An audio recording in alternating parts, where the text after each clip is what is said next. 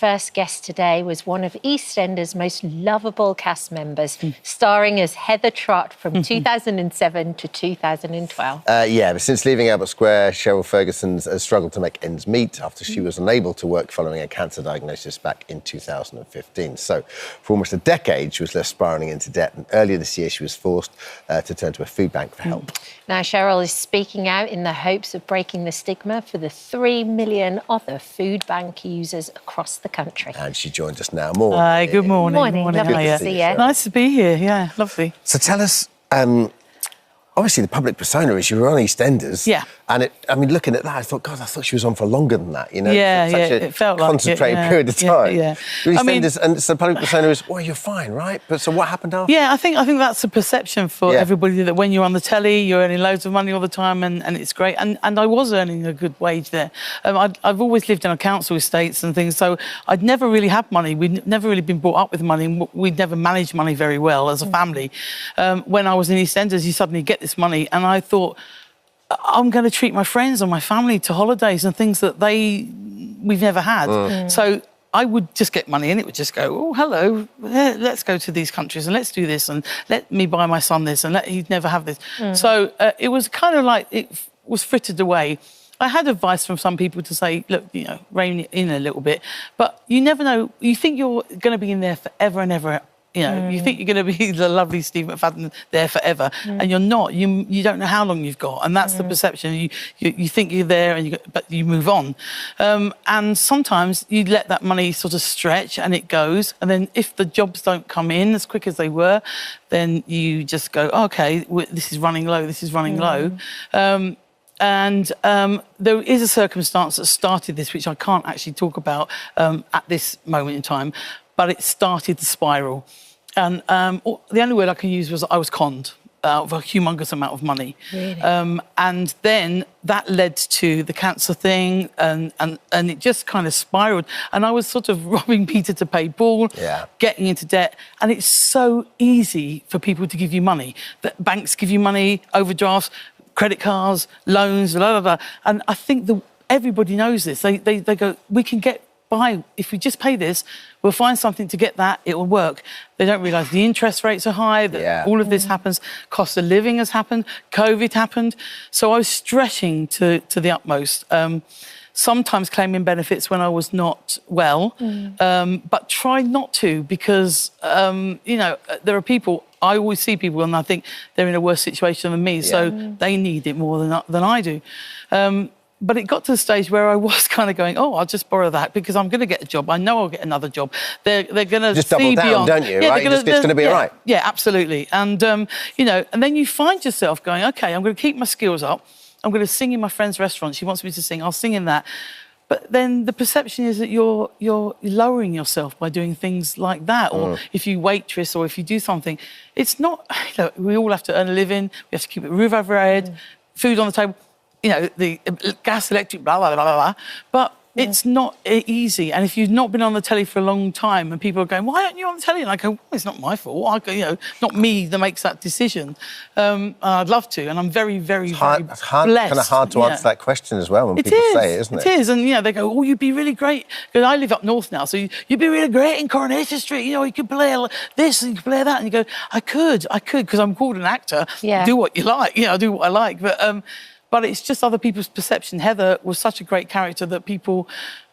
she's not easy to forget. No. Yes. And she was in it for 5 years. Yeah, and almost my life sort of paralleled her a little bit in some things, and including things like going to the food bank. That's the sort of thing that Heather would have done, I'm sure. And so it's weird to kind of know that what I portrayed is something that is happening to millions, as you said, millions. It shouldn't be happening, but it is.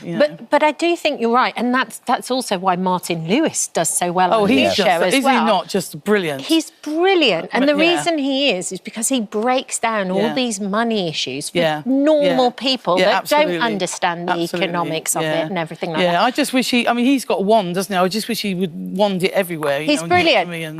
But the problem was, so you had that. You had a cancer diagnosis. And I had colleagues in EastEnders at the time when I couldn't, pay my mortgage, couldn't do things. I mean, the lovely late, great Barbara Windsor and Scott were getting checkbooks out and writing them to me to pay my bills. Steve McFadden was giving me places to recuperate with. Linda Henry was helping out. June Brown. Everybody, they were very, very, very kind and helped me out a lot and helped my family out. But it was, it just kind of carries on and you can't get out of it. And I think I ended up having to sell my house. I've sold my house. I've moved up north. I'm renting, which in Britain, we see renting as quite a bad thing. But in Europe, everybody rents. Yeah. So it's kind of like, it's your mindset. But I just want to stress that going to somewhere like the food bank, which to this day, I cannot get that image and what happened to me and that day out of my mind. It was so bittersweet. I was going to Citizens Advice to ask them, what can I do? This debt is just too much. I'm not sleeping. I'm not functioning very well. I'm not being, my spark had gone. And I went to Citizens Advice and I sat there with pieces of paper and I thought, I'm not a pieces of paper girl. I don't know what to do.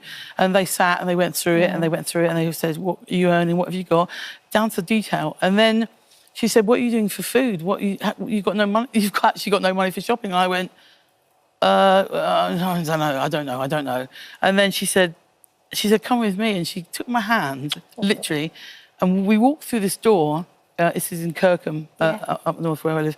And there was these men and women with boxes and bags, and they were like little angel bees. That's all they were like. They were little angels, and they were bees. And it doesn't matter if they knew me or not. They never, ever showed it. Kindness of strangers, isn't it? Never showed it.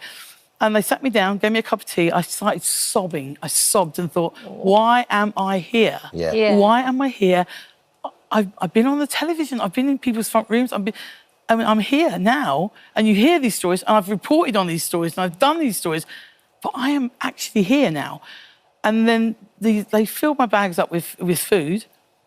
And they asked me if I had an animal, a pet or a cat, a dog, a cat. And I said, yeah, I've got a dog, Rosie. And they said, okay, she needs to eat, so we'll get some food. So they got tins of food.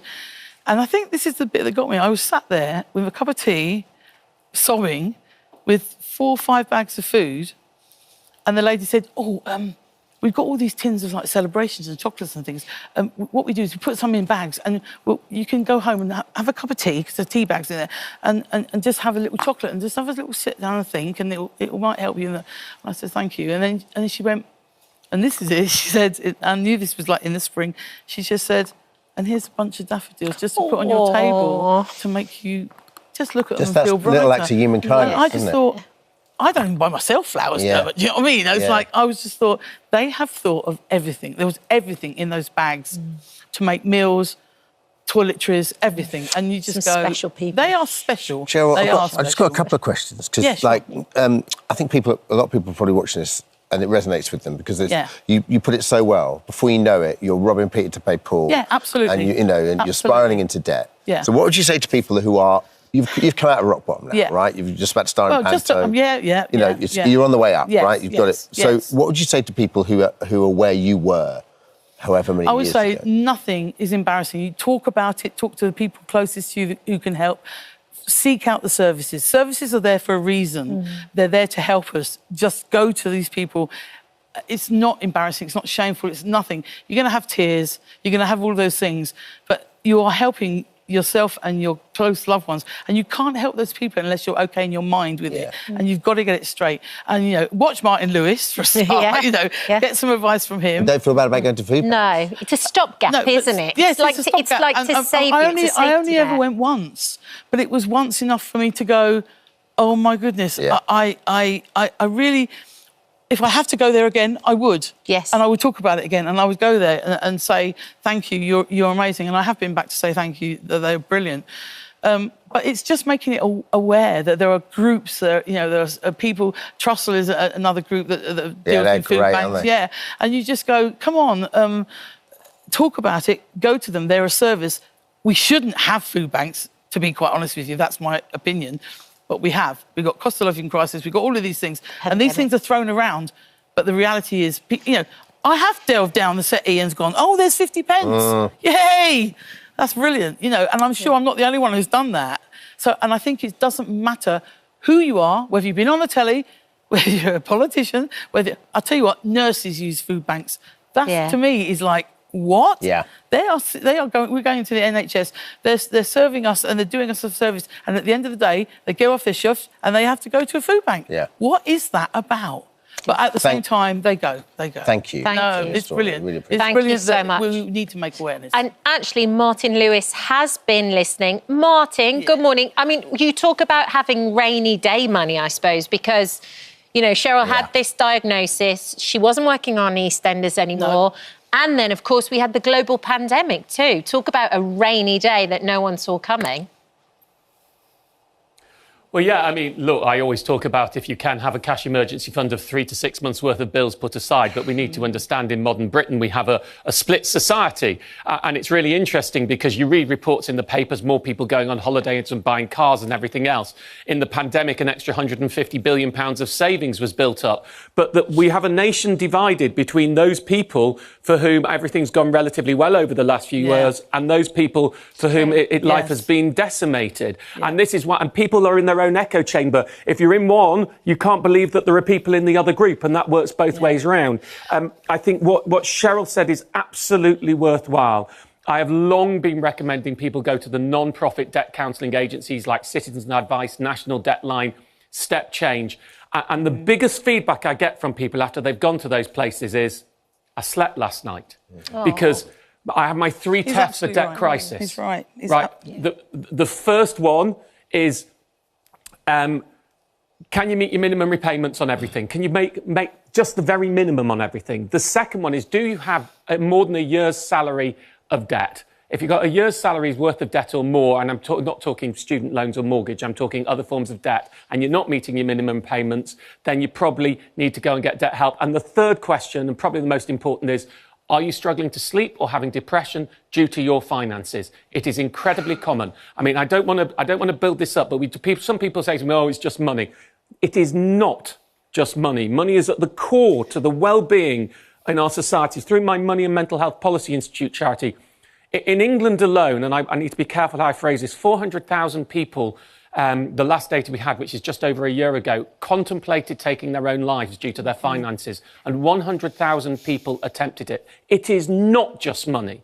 Well, this is not something that we can allow in policy. It's absolutely at the core to our relationships, to a roof over our head, to our feeling of self-esteem. So looking after your money, managing, asking for help when you need it is so crucial. And Cheryl, well done for inspiring people and taking away the terrible stigma that shouldn't be there to asking for help. I applaud you for what you're thank saying. you. But money's not a dirty word, Martin. No. It's not a dirty word. And then those that have money and those that have got it, fantastic. I think when you have it, don't take it for granted. Don't take the people around you for granted. And just be aware that there are people not in your circumstances you are in an amazing circumstance. When I'm working, I go, God, I'm so blessed to be doing the job I'm in. I love it. I love it. I love it. And it's my sanity. And when your home should be your castle, and it should be your sanity, and the people around you should be your support. But some people haven't got it. No, they haven't got that. And it's help, kindness. We're called humankind for a reason. Humankind, just for sure. That's so nice. You were just talking about how amazing your job is when you have one, and you're in Panto. Where? When? Yes, Peterborough from the 14th of December with my son. Excellent. We're doing Panto together. He's Buttons. I'm Cinderella. I'm Cinderella. I wish I was. Oh my goodness me! Oh, no, you're not. No, I'm a lovely old fairy. Nice piece of casting. Thank you for coming on, and thank you for chatting to us. So much Martin will be talking to him a little bit later on. If Cheryl's story has struck a chord with you and you need support, all of the information you need is on our This Morning app. Thanks, Cheryl. You can head to our website as well, itv.com/helplines. Thank you for visiting our This Morning YouTube channel. We upload new content every day, so go ahead and hit that subscribe button so you don't miss out, and we'll see you in the morning. We certainly do have a long way to go, for sure. Samantha Fatts and Jay join us now. Morning. But what is so brilliant about this show, we do have a long way to go. I do agree with you. But it at least gets the conversation going. Is that one of the reasons you wanted to be a part of the show? I think one of the biggest things that I get asked from our non-disabled friends and colleagues is, we don't want to put our foot in it. We don't want to say the wrong thing. It's not that we don't want to interact with disabled and neurodivergent individuals. It's just that we're all maybe a little bit too British and we don't want to upset someone. And I totally understand that. But I always say, you avoiding that uncomfortable disability taboo subject. A conversation is actually marginalising already a, marginalised group. And I guess all three of you also, you can tell when someone is saying the motivation behind someone saying something between an innocent mistake about how language evolves, for example, and someone who is, has got a bit of an edge to it, I suppose. Yeah. So usually I find it's better to ask what kind of language they want to use on us, because I think a lot of the time, for example, the word, the M word, I'm going to say it, midget, is offensive to a lot of short stature people. And a lot of people don't know that. For a long time in school, people would make fun out of people with short stature, including me, and now it's known as to be a bad word, but a lot of people don't know it still. So it's all about asking the right questions as well. And I think that's what your show does so brilliantly. Like, Jay, we were talking this morning. I was watching the first show, and it had never even crossed my mind that doing dating apps would even be difficult, because basically I'm so old that dating apps went around when I was dating. But also you tend to think of the physicality, like the difficulties you would face physically, but you don't think about it emotionally. No, you don't. I think with the way that dating apps are now as well these days, everything's very accessible. So in terms of, you'll see it anywhere when if you stream it and watch it on iTunes. But we do talk about like our experiences, even though that we've had very different experiences within dating and relationships. And are those fun experiences? It is quite hard. Are those like, are some of those experiences, like, are they kind of like just war stories that you tell? Yeah. Like, I think plenty. Yeah. And he's talking Get those espresso martinis in here, come on. Yeah, there's also a late night version there is of a this late show, night version. believe you me.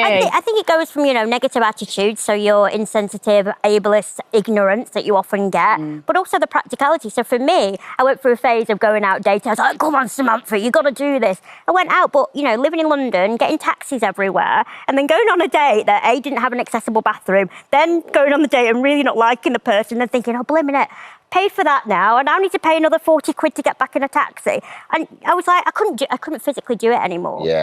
So there's so many different barriers that disabled people face, and it's so different depending on that individual. There's 1.3 billion disabled people globally, and I think we need to take that as face value. Get to know that individual. Yes, we may have our disability identity, but we're humans at the end of the day. And our lived experience will be very different. All our lived experiences are very different, and that's what's been beautiful about the show, is that yes, we all have this label disabled, but we're so different. And that's beautiful. You know what was interesting watching the first one was thinking even of the safety aspect of it as well.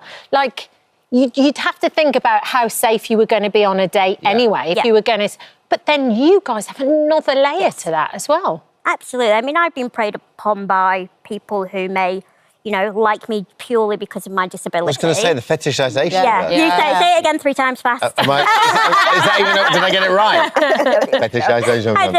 No. I know that we've all kind of experienced that. I've experienced it firsthand where people have targeted me, but they've not told me that actually they want to date someone who's maybe a wheelchair user or someone who is petite stature. And I think for me, it's more about consent. I'm more than happy to explore someone's fetish if they want that, but tell me about it first. And I think what you said, Kat, is completely true. It's more about feeling safe as a disabled woman or a disabled person altogether, and that's what hopefully, again, this show will highlight, is how you can be that strong ally and not necessarily constantly rely on disabled people to educate us. It needs to be a two-way street, and that's what's beautiful about Disability History Month. It's about learning and taking the onus away from disabled people a little bit. I learned so much even in that as well, isn't it? Yeah. You've got to be, as long as you go about it in the right, correct way, in the correct manner, ask all the questions, and you will get the answers. Like, this show for us is more of educating, but in a light-hearted manner, rather it all being, because we didn't want it to be like a pity party, did we? No, we wanted it like, you know, because sometimes disability is looked at in a negative light rather than a positive light. So who does that reach, right? I mean, you know, because the last thing you want for this, I suppose, is just for disabled people to be watching. You need other, you know, like any form of History Month, like you need people, you need the wider message to be put out. How far do you think representation has come in the last 10, 20 years? I think it's definitely come a long way, but there still needs to be a lot of work. To say that we are the first disabled-led chat show in 2024 is great, yes, but at the same time, it's like, why did it take so long? You know, kind of thing. But I'm happy. Heading in that right we're heading in the right direction, which is exciting. How easy was it to find the chemistry? Because so much about what happened, like, was there anything that you're like, okay, that's off topic. I'm not going to talk about that. I'm getting the sense nothing was off topic. The crew made us feel super comfortable, and it gave us the space. And I feel like with these beautiful ladies, I felt so comfortable just expressing myself, and you know, same with these two. We felt comfortable together, didn't we? And we all had like that safe space where we all felt like we can open up to each other. We got on really well, like straight away. I think like, it was just natural. The conversation flowed very well, didn't it? So they should have had cameras in the dressing room. Put it that way. It's always the place. It's always the place. You know, one thing that struck me, especially with you, Samantha and Fats, is that just how the world has evolved. But at the same time, it's when you're at home. You're reading my notes. Like, well, at home I'm just a normal person. Everything is set the way I need it to be. It's only when you leave the house you're aware of disability. So disability is essentially a social construct. Like, I'm disabled by the environment, so my home is completely adapted to me, so I'm self-sufficient. Yeah, of course I've got brittle bones, that's my condition, that's what I was born with. But in my home, I don't see myself as disabled. I've got, you know, automatic windows and automatic front doors and, you know, a kitchen that's lower counter. In fact, will be very similar. But as soon as I step out my front door and someone's blocked my, you know, path with their car, or the lift is broken because someone's vandalised it, that's when I become essentially disabled. Such a good turn of phrase, that, disabled by your environment. Yeah. I completely agree. And so many people say to me, I don't see you as disabled, but I'm in a disabling world. So, of course, I'm disabled. They just say, oh, I just see you as short. But me being short in a world where everything is not adapted to me, it disables me. So see, we're getting take home already. You'll learn a lot from this season. Yeah, you will. Series. But I love just watching you as three women chatting together as well. It's absolutely brilliant. Amazing stuff. The first episode of Unfiltered Women is available now to watch on ITVX. Thank you, ladies. Thank you. Christmas mark. I know. What's the wine? Quick. Thank you so much for visiting our This Morning YouTube channel. We upload new content every single day, so go ahead and hit that subscribe button, and we'll see you in the morning. Listen, before all of that, what's with the pen? I was like, let's get going. So extra. I love it. Now, before all of that, it's panto season, you know. I don't know if you know, it's literally around the corner. Oh, no, it isn't. Rubbish. Yes, it is. Rehearse that with you. Do you want to do it again? Yes. OK, let's go back to the beginning. Here we go. Before all of that, though, did you know panto season is just around the corner? Oh, no, it isn't. Oh, yes, it is. And Jamie on camera too. Smash that. Yes, Jamie. Oh, yes, it is. And who better to get us prepared than the most qualified man for the job? Jefferson Parler is one of the first people who have completed a master's degree in pantomime. And it's paid off. Since graduating, he has landed his first ever professional role as Simple Simon in Jack and the Beanstalk. So ahead of the debut, Jeffrey's joining us now to share his journey and what he learned. Good morning. Good morning. Thank you for having me on, you two. Is this your Simple Simon outfit you're wearing right now? This is the Cadbury's double-decker Simple Simon outfit, yeah. Oh, and this is a dream come true for you, isn't it? It's been a dream since I was 6 years old. And so where did it stem from? Where did this love of panto come from for you? So it was my mum and dad taking me to the panto at the Theatre Royal in Plymouth every year. Yeah. And I remember Gary Wilmot doing his panto. I mean, Gary was so amazing. So funny. He still does it as well, doesn't he? But like, what a great entertainer. And like, he's captivating. And I remember watching him, and as soon as he came onto the stage, and he said, "Hiya, kids." We go, "Hiya, Dick." He was playing Dick at the time. And it was just that moment when I behaved. That's when I went. It's got a bit panto already. That's a little bit, hasn't it? Been on there for like 2 seconds, I've haven't never we? seen this kind of stuff in Birmingham last year. I know. We know what your panto's going to be like, Alison, don't we? Why am I getting involved? Just tell me a story. Come on. And that's when I turned to my mum and dad and I said, "This is what I want to do." Did you? At that young age? That you young just knew age. this is what I want to do? Exactly. It was the ability of making people laugh with just a simple little pun, little joke, and just being around people that... Do you know what I mean? It's something so captivating about pantomime when you were a kid as well, isn't there? Everyone remembers the first one, or remember Colchester Mercury, and then my auntie used to live in South London, so I remember the Wimbledon always had a big pantomime. So I remember going down I suppose yours must have been Birmingham. Yeah, I used to love... My favourite pantomime was Cinderella. Oh, I loved the Cinderella. Are those the sort of characters you like the Buttons role? Is that the characters that you're drawn to? It's the comedy characters. It's the ones that, bring the kids in, play games with the kids, have that cheeky innuendo I like to the those mums characters. and dads. They're the best. So, and the thing is, there's one thing you want to be in a panto. It's another thing to actually get into panto, isn't it? It's tough. I mean, I was meeting the cast backstage every single year, asking them how they got involved. But back then, there was no training, there was no worthwhile opportunities, no mentorship. So how do you get into panto then? How do you get a part in it? Tough. I mean, a lot of the auditions I went to was, "Jeff, very accomplished audition, but because you haven't had that experience, we don't want to take you on just yet." Which is it's sadder than that, Alison. I bet you... Oh! There we go. The thing is, how can you get experience if they don't give you a chance? Exactly, but that's when the Masters came up, and I thought this is an opportunity that I do not want to miss. So I grasped that, and then that's opened up the opportunity to so many castings. And so, because it's a Masters, had you already done a degree in... You've been to drama school or anything like that? Yes, so I trained in musical theatre. Right. I was an actor and a singer who could make it look like I could dance, but I was a terrible dancer. But it was always comedy and it was always panto. Yeah. So I learnt the basics of acting and singing, and I've been lucky enough to work as a singer and an actor for the last few years. Right. But it's always been panto. That's always been... You've just had your mind on that? Yeah, that's always been a thing that was missing, Yeah. Yeah. So what did you think of the course? Was you quite impressed with it? I know it was £10,000. You got a scholarship. I got a bit of money towards it, which was fantastic. It was a fantastic course because they catered to what you wanted to do. There was 4 of us on the course in total. One person wanted to go into writing, the other directing, the other did it for a bit of fun. So they catered the course to what you wanted to achieve. So for me in particular, it was comedy techniques, looking at comedy timing, looking at how to deliver the ghost gag, the it's behind you gag, because that's all stock routines that require specific rehearsals. That's mad, isn't it?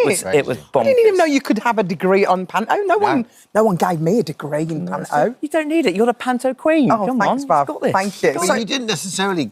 It's not like you left and you got a job straight away, right? No, not at all. And I think there's a sort of myth where unless you're one of the very lucky ones, you graduate and go straight into a job. For me, I graduated a year ago yesterday, and I was still auditioning, I was still knocking on producers' doors, and I still wasn't getting anywhere. That's crazy. Until Ryan from Spark Life Pantomimes actually heard of the media attention that this story got, and had me in mind for Simple Simon, sent in a self-tape, and he offered me the job within 2 hours of... See, all those panto producers now, they're all kicking themselves. They're watching you on this morning now. They're all kicking... We should have got him on our panto. Next question for both of you. When do you start in the year on panto? Because you can start quite early in the year. I'm starting on the 9th of December. What about you? Yeah, so I start rehearsals on the 6th, but we don't actually open till the 20th. So we're quite late in comparison to some other... It's unbelievable. But the team starts super early, don't they? The team will be at it sort of autumnally, or... Probably. They're probably... Well, they're at it now. They're writing the scripts and everything like that because they want it... They want to keep it updated as well and relevant. And for the producers, it's a full-year job because they've got January, you've got what pantos are we doing this year? Who are we going to cast? Logistics, what's the set going to look like? What music can we use? Can we get the rights to the music? Also, it's popular music, so what's in the charts? What will kids like? And also, what would the adults like? So it is, for producers, it's a 365 days. Well, that's when I went to see Al last year. You walk in, and I knew it was going to be big, but it really took me back as to how like the bells and whistles, like Yes, the yeah. giant in Jack and the Beanstalk. You loved it, Oh didn't you? my God, it's incredible. I could see you in the audience as well. Loved it. So you've got your big dream. Tell us where you're going to be. So I'm going to be at the Corn Hall in Diss in Norfolk, which is actually where my dad grew up, which makes it kind of special. Congratulations. It's a nice town, Diss. Thank you as so well. much. Beautiful. You've got your dream. place. Are you going to do some exercises with us or something? What are you going to do with us? Well, let's get you up on your We feet. want to train in come on, let's panto. get you Come on. up. What are we going to do? Exactly, yeah. You'd know Give them a round of Jefferson. applause. Let's just give them a bit of encouragement. That's it. So, yeah. Good luck around here. So, Alison, I'm going to start with you. Yes. Okay. What do I need to do? This is the oh, yes, it is, oh, no, it's not technique, I mean, you were okay? born to do it. So I want you to come up with, like, a statement. Maybe, like, I'm the best presenter on daytime television. Something like that, you know? Okay. Yeah? No, I've got what I'm going to do. Yeah? Yeah? You got this? Yeah. Yes. Did everybody know that Jefferson is in panto? No, he's not. Oh, yes, I am. Oh, no, he's not. Oh, yes, I am. Oh, no, you're not. Jamie's good, isn't he? He's really Yeah, good. he gets into it. Jamie's all over it. Spot Camera on. two. He's got Gets this. into it. Very good. Give her a round of applause. Thank Very you. nice. Thank you very much. Dermot, it's your moment. Your turn. Do I need to- Come on up. Okay, so this is called the "it's behind you" Oh, I see. technique. Yeah, yeah. Okay. Oh, lovely. And your line is "oh no, it's not." Yeah. But Okay, I can do that. we have got a very special guest to help us out with this one. yeah. Okay, very good. Okay, cue in our very special guest. Here we come. Oh, goodness. There we go. Who's in there? There we go. So. Who's that? So, I want you to... there is a horse behind Dermot. It's behind you, Dermot. Oh, no, there isn't. Oh, yes, there is. Oh, no, there isn't. Oh, yes, it is, Dermot. Look. There's no way there's a horse behind you. Oh, no, Dermot. Brilliant. Can the horse There you reveal go. themselves? Reveal yourself, horse. Oh, no!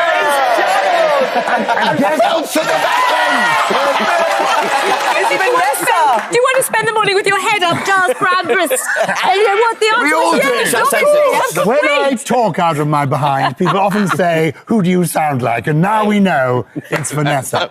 But I think this is so wonderful, you know, because pantomime is the only unique contribution from this country to world culture. No, but every is. other country's got He is ballet, absolutely right. opera, but we're the only people who've got panto. Giles, have you done panto ever? I have done panto. Baron Hardup in Cinderella. Barbara Windsor was the Fairy Queen. Barbara. Bonnie Langford Oh, was what a- Cinderella. what a Brian time to be Conley was alive. Buttons. Vanessa? What about you, Vanessa? Excuse me, the genie of the ring at Woking, Oh, wow, with of John course. Inman Oh. as Widow Wanda Twanky and Gary Wilmot as Aladdin. Oh. Come on. These were the Come glory on. days. I know. That was the time. I know. Well, listen, we've run out of time. Thank you so much, everyone. Oh, no, Good we luck in haven't. Panto. Thank you. Good luck in Panto, Jeffrey. Well done, mate. Good thank you luck. so much, guys. We'll Thank see you you. very shortly. Hi, everyone. Just wanted to say thank you for visiting our This Morning YouTube channel. Now, listen, we upload new content every day, so go ahead and hit that subscribe button so you don't miss out. And we'll see you in the morning. For all of that, 2 months ago, mum of 5, Alice Webb, tragically died after complications following a liquid Brazilian butt lift procedure carried out here in the UK. The coroner stated the medical cause of death could not yet be confirmed as further investigation is needed. 2 people were arrested on suspicion of manslaughter and have been released on bail. We're joined now by Alice's partner, Dane Knight, who's here alongside journalist Chris Summer-Horton, who's fronting a new ITVX documentary on non-surgical cosmetic procedures. And we've also joined by cosmetic physician Dr. Manav Bauer. Thank you very much for being Thank here you. this morning. Thank you. Good morning, Dane. Thank you. Thank you for coming on the show. Can we start off? Can you tell us a little bit about Alice? Who was she? Who was she? Yeah. Well, she was a loving, caring mother of 5. Yeah. She was loved and adored by many in the community and beyond, which that showed on, on her day when she was put to rest. Well, listen, we're so sorry for your loss, mate. So what were your thoughts when you first heard she was going for the liquid? I didn't know. Until obviously we had the call from the hospital to get there, which I think was, which is the scary part for most people or family members when someone goes for that kind of procedure. It can be secretive or it's done in privacy, and maybe they go without getting it done without people knowing. Yeah. Until it's too late. So, it's, I didn't know it was too late until we got a call from the hospital. Yeah. Because obviously you hadn't spoken to her, had she done her research, do you know? Had she looked into it? Yes, research was done. There was 2 types. As far as I know, excuse my terminology, there's the Turkey one, and then there's the UK one, the filler, and then the other one, as far as some were concerned, the UK one, the filler one, was safe. Yeah. And what sort of person, was she the sort of person who would have taken risks, or you think exactly, right? So she would have done her research? She would have done her research.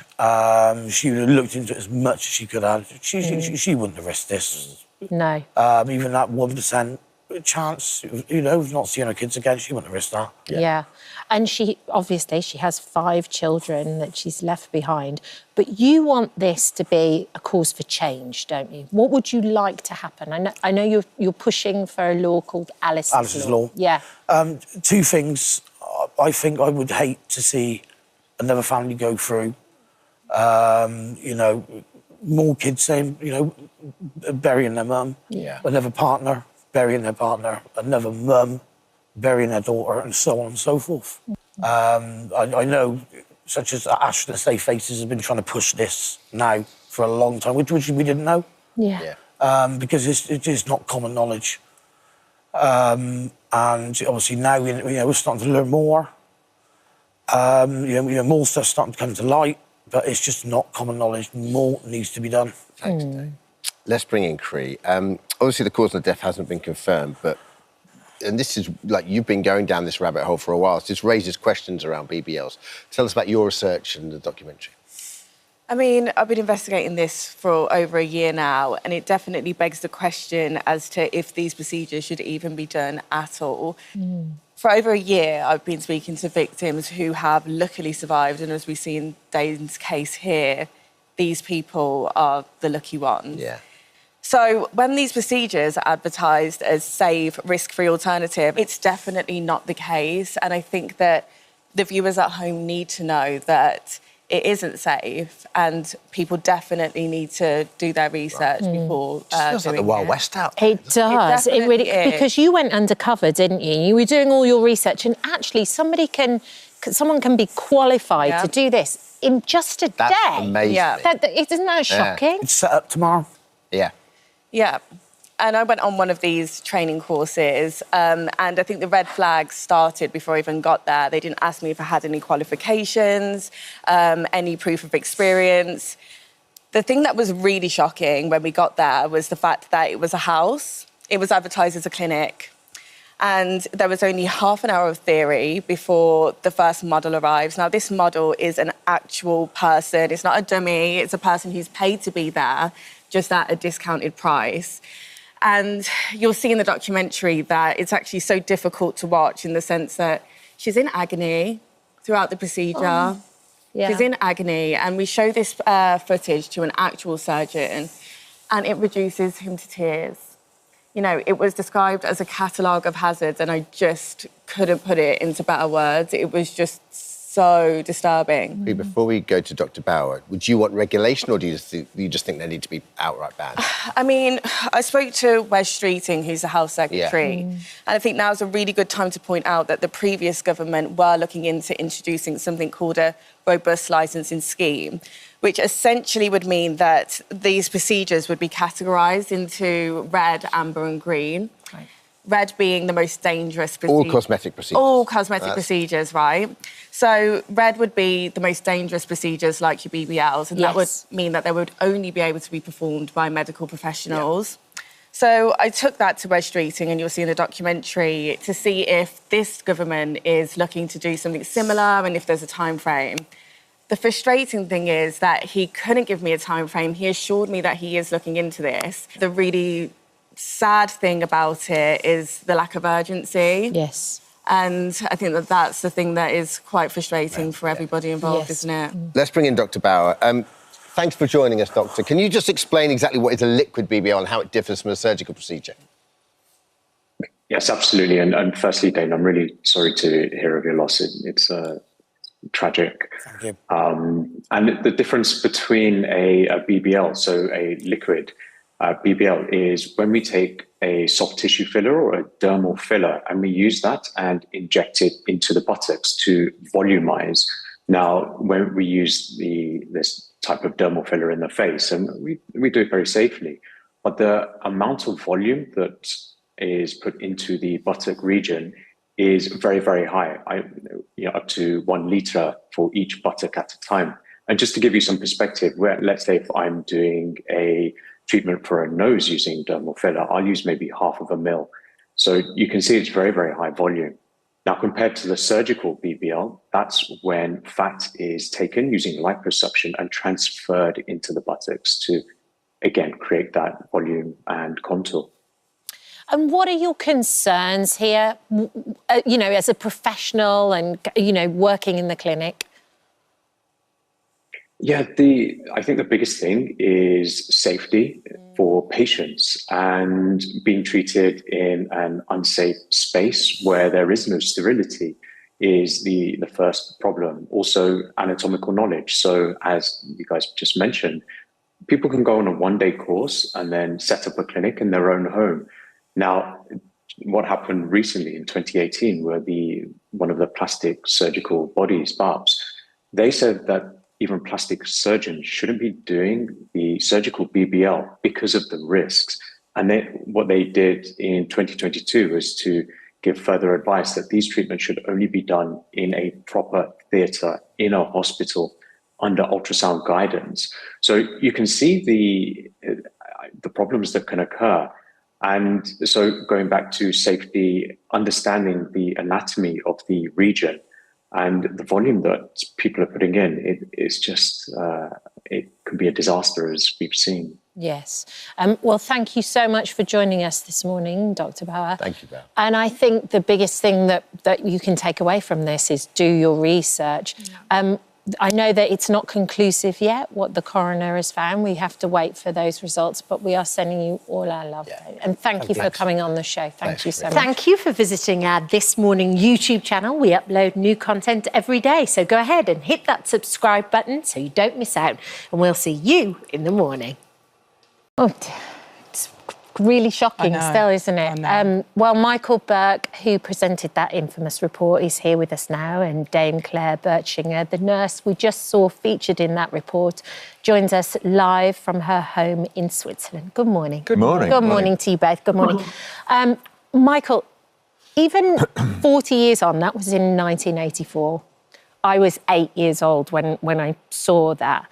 And we watched it last night, didn't we, with the two of us? It's bizarre. When you do watch it, it all comes back to you. Like, you must have gone in, because I was 10. Yeah, you remember it. You almost get a visceral reaction to it. How do you feel watching it now? I don't know. It's very difficult because it takes you back, and I suppose it's the things that you didn't experience watching it on TV. It's the smells. It's the background sound, the groans, and it all. Yeah, it awakens memories that have never gone away, I suppose. Yes. How long did you actually stay out there, Michael? How long was the process of doing that report? Because I know it was actually, that report was off the back of a previous report, wasn't it? That's right. We'd been in Ethiopia earlier in the year. Yeah. And we'd done a piece about hunger and starvation and war that had created quite a stir. Everybody's forgotten about that now. And a lot of money was raised on the back of it. And our impetus was to go back and see how that money was being spent. We didn't know that the situation there had tipped over from a crisis into an absolute catastrophe for lots of reasons. There was a couple of wars going on. They were celebrating the anniversary of the overthrow of the old Emperor Haile Selassie and so on. So actually, people weren't able to get out of the capital. People weren't able to see, or most people weren't able to see what was going on. We didn't know what we were going to see. Was it as bad as you anticipated? Or did you expect it to be a better situation than it was? When you first walked into that the closest thing to hell on earth, what went through your mind? Well, it was obviously 1,000 times worse than we ever imagined. We thought the situation was serious, but particularly in Corham, we filmed in two locations: Mackele, where Claire was, and a place called Corham. And we arrived there after dark, and we got up before dawn, and we drove a little way out of Corham to where we knew the people were, and it was pitch dark. We couldn't sense. You could sense there were enormous numbers of people with the groans and all that, but you couldn't see them. And it's on the equator, so dawn comes up like that, as if somebody's switched on a light, and there were 40,000 starving people. I can't imagine it. Just there, And as soon as it became light, they started bringing the bodies of those who died in the night and laying them out in front of us, not because they knew we were there or we were filming or anything, because it was the only empty patch of ground.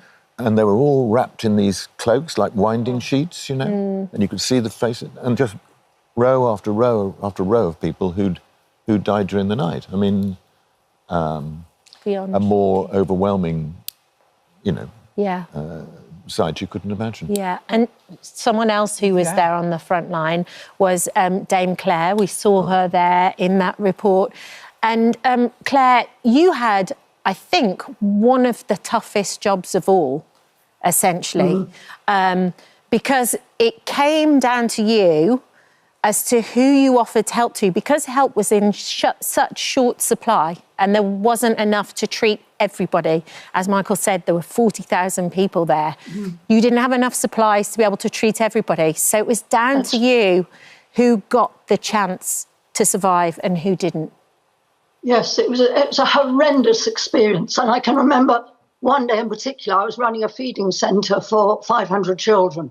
And this particular day, I discharged some, so I had 60 or 70 places to select some more children.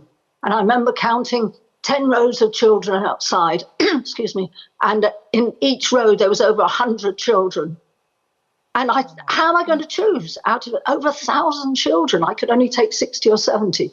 And they were all skin and bones, just the skin dripping off their bones, no fat, no muscle left at all. And I knew the ones that I didn't take would die within the next few days, and 10 days or so. I knew that.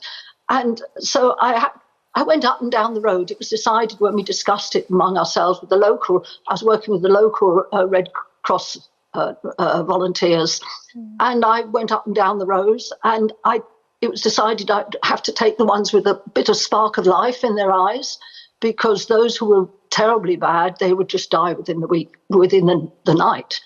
And that's how you chose. But all the rest, it was terrible. And you knew they would die. So I felt dreadful. I've always remembered the ones I didn't save.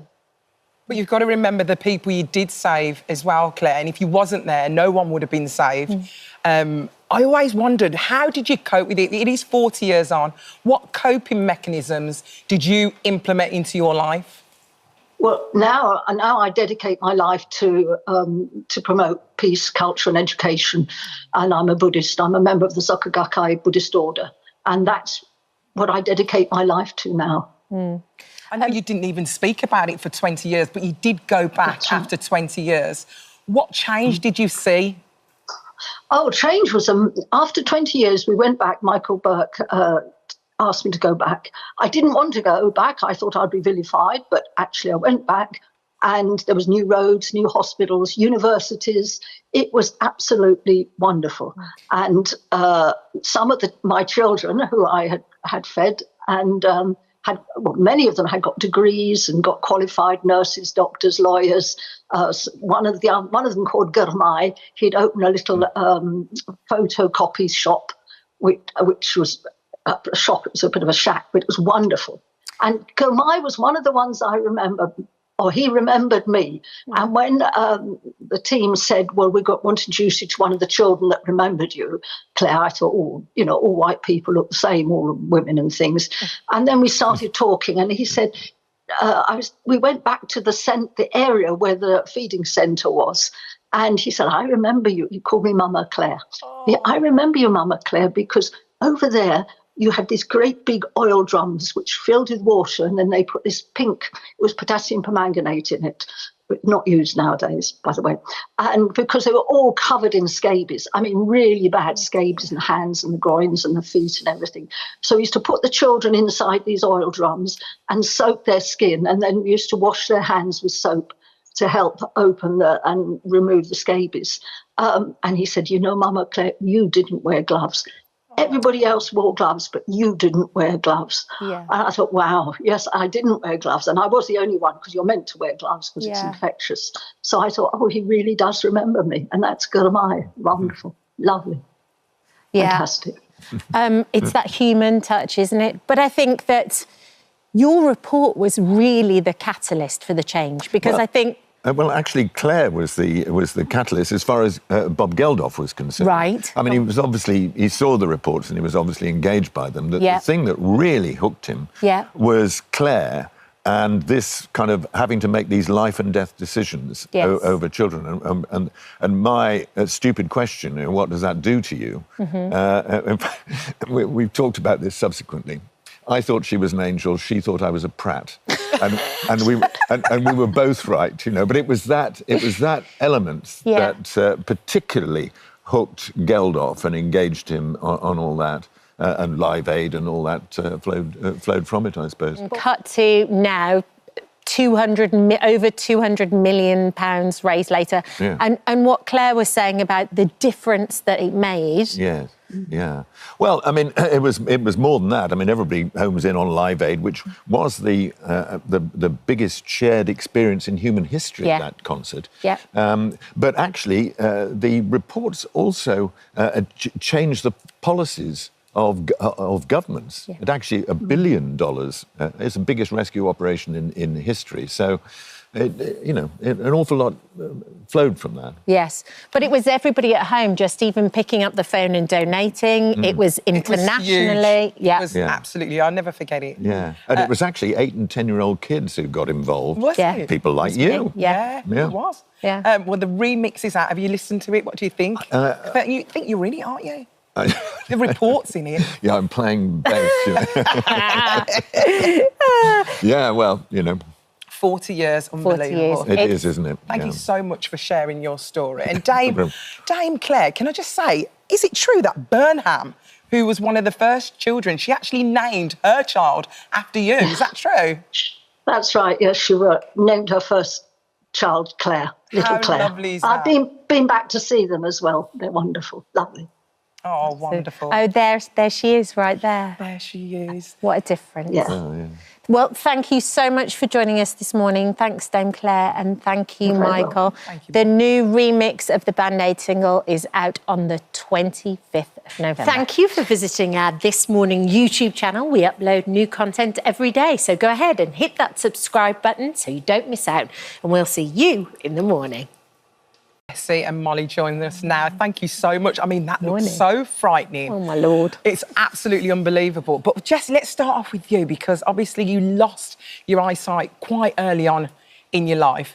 But what I love about you is the fact that you've lost your eyesight, that doesn't necessarily define who you actually are, does it? Yeah, I think that's a good way of putting it. I think I'd always rather people judge me on, the decisions I've made rather than, the hand of cards that fate dealt me. I think it's probably a better way of doing it, isn't it? So what did you notice when you were younger? What was going on? So I reckon it was probably about 15 when I kind of realised, well, my eyesight's never going to get any better than this, and it's probably going to go downhill. And I guess that was like a bit of a wake-up moment for me, kind of having to come to terms with that.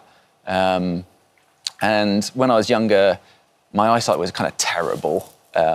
But it was like fairly stable right up until the point, right through school and university. And then it was in the first year of my PhD that it really started to deteriorate. Right. But the drop-off was pretty slow. So it's not like you could see one day and then you were blind the next. You'd only notice over a longer time period. Quite gradual. Yeah, you go home during the summer holidays and God, I used to ride my bike around here, and obviously that's not happening now. And then it got to the point where, I couldn't read anything, and I hold my hand out here and I can't see my hand. It's a bit weird, to be honest, because I know what my hand looks like from when I used to be able to see, and I can imagine it, and I know when I'm wiggling my fingers, but I still can't see my hand. And obviously, when I'm climbing, Can't see any of the handholds, can't see any of the footholds, can't see any of the gear. Wow. So, and that's where Molly comes in. Yeah, So what's your absolutely. condition actually called, Jessie? So the umbrella term is rod cone dystrophy. So like the light sensitive cells at the back of my eye are basically crumbling away into little breadcrumbs. OK, but you were always into climbing. Yes. And you started climbing at a very young age, and you were actually very good at it. Naturally, you were great at it. Sure, yeah, my usual thing is I didn't get a choice, is my usual joke, because my dad took me climbing when I was like 2 years old. So, So there was no choice in the matter. No choice in the matter. You were climbing whether you liked it or not. But yeah, then I started like leading. I think I led my first route when I was like 11. So. Wow, that's so young. Yeah. And then obviously you met this beautiful lady at university. Was you into climbing as well? Did you meet at a climbing club or something like that? Yeah, so I was climbing before I went to uni as well. And then, we met. I think we were getting on the minibus to go onto a climbing trip. And that's where I first remember meeting Jessie and, Just developed from there, really. So tell me, how does it work? Because it's so funny when you watch the documentary, when you're doing the really, really scary stuff where you're literally going up almost like a vertical rock face. I mean, it's like you're Spider-Man, essentially. You almost forget that you're blind because you're doing it so amazingly well. But at the beginning of the documentary, you're kind of doing run-of-the-mill average things and answering your phone and doing things like that. And then, of course, you suddenly realise, gosh, you really are blind. Yeah. So how do you manage to make climbing look so easy? Quite a lot of practice, I think, is the main thing. So I think I'm very good at having a 3D awareness of where my body is in space. Right. And you don't get any extra information. It's not like your ears get more sensitive when you lose your eyesight, but you learn to pay attention to your other senses. And that sense of balance and your having proprioception, where your body is in 3D space is really important. So, for example, I'll be climbing up and I'll use a hold for my hand and I'll remember where that hold is in 3D space so that in 3 moves' time, I can stand on it with my foot. Wow. And once I've touched it, I can kind of put my foot straight on it. So there's like all these little kind of tricks and tactics that you pick up over the years that kind of help to like hide the fact that I can't see. Wow. There's moments, Molly, where you actually can't see where Jessie is. That must be so frightening for you. I mean, that's your partner, that's the person who you love. He proposed to you on a mountain. Do you know what I mean? This is the man you've got to protect. What's it like in that moment where you can't see what he's doing? Yeah, so it can be pretty scary. Obviously, like, you can start up and then, like, climb around a corner. He's just completely out of view. And I've just got to trust that he can find his way and make himself safe. Because obviously I climb up after him. So if he can't find anywhere to make himself safe, that's obviously not great for me. That's putting either. both of our lives at risk. Wow. So it's down to, yeah. So, Molly, explain to me the procedure, what you normally do before a climb, when you're climbing, how it actually works as you guide him. What you're saying. Yeah. So you might be quite surprised that I don't actually say that much while he's climbing. So obviously when you get to the rock face, I kind of describe what it's like, what the scenery is like, what the like the line of the route, whether it goes up a corner or a crack or left or right, just kind of general. And then once he sets off, he's not on his own because we wear radios, so we can talk to each other. Oh, you've got the radio. Yeah. Okay. But he kind of feels his way like most of the time. And I guess if I can see, he might be finding it hard, and that's when I kind of interject and say, oh, maybe feel out to your right, there might be something out there. But a lot of the time he's, on his own doing it. I think the big thing is being able to find the places to put the gear in. Right. Like, we'll always stand at the bottom and Molly will look up and she'll go, right, you're going to get some gear in that crack and then you're going to go over there and then you're going to get something in there. You can't tell what size from the ground, but you can kind of spot the opportunities where you're going to I'm going to target getting some gear in there. That's going to protect me for this bit. Then I'm going to go there, It's absolutely fascinating. You have to trust each other so much for it as well. Yeah. Does anything ever go through your mind, I think there's only been one route that I've kind of sent him up and I regretted it because he found every move hard. It seemed super dangerous and I was just, really, really scared. Does he listen to you in real life as well? Yeah, taking directions off your wife. I don't know how many people do that. You do, Jessie. But you can really tell that this is your happy place. You absolutely love it. Climbing Blind 2 is online from the new year. We're very excited about seeing it. Thank you so much. Thank you. Thank you so much. Thank you. Hi, everyone. Just wanted to say thank you for visiting our This Morning YouTube channel. Now, listen, we upload new content every day. So go ahead and hit that subscribe button so you don't miss out. And we'll see you in the morning. For all of that, 6-time Olympic champion Sir Chris Hoy revealed just a couple of weeks ago has been diagnosed with incurable stage 4 cancer. Shortly after being told he may have between just 2 to 4 years to live, his wife Sarah was diagnosed with multiple sclerosis, and the family embarked on the toughest time of their lives. But determined to spread a message of hope and happiness, Sir Chris has written a book, All That Matters, to inspire others to stay positive during challenging and difficult times. And he joined us now alongside Sarah. Morning to both of you. Morning, morning. This book is sensational. It's heartbreaking, it's powerful, it's sad, it's happy, it's funny. It's like all the best parts of being a human being. Congratulations. Well, thank you. It's absolutely brilliant. It all started with just an achy shoulder. Yeah, you know, I had this pain in my shoulder. It wouldn't go away. I was 47 then, still lifting weights in the gym, still physically active. You're used to having aches and pains, but this one didn't go away. So I went to the physio. He suggested getting a scan. Went for a scan thinking it'd be routine, and there was a tumour.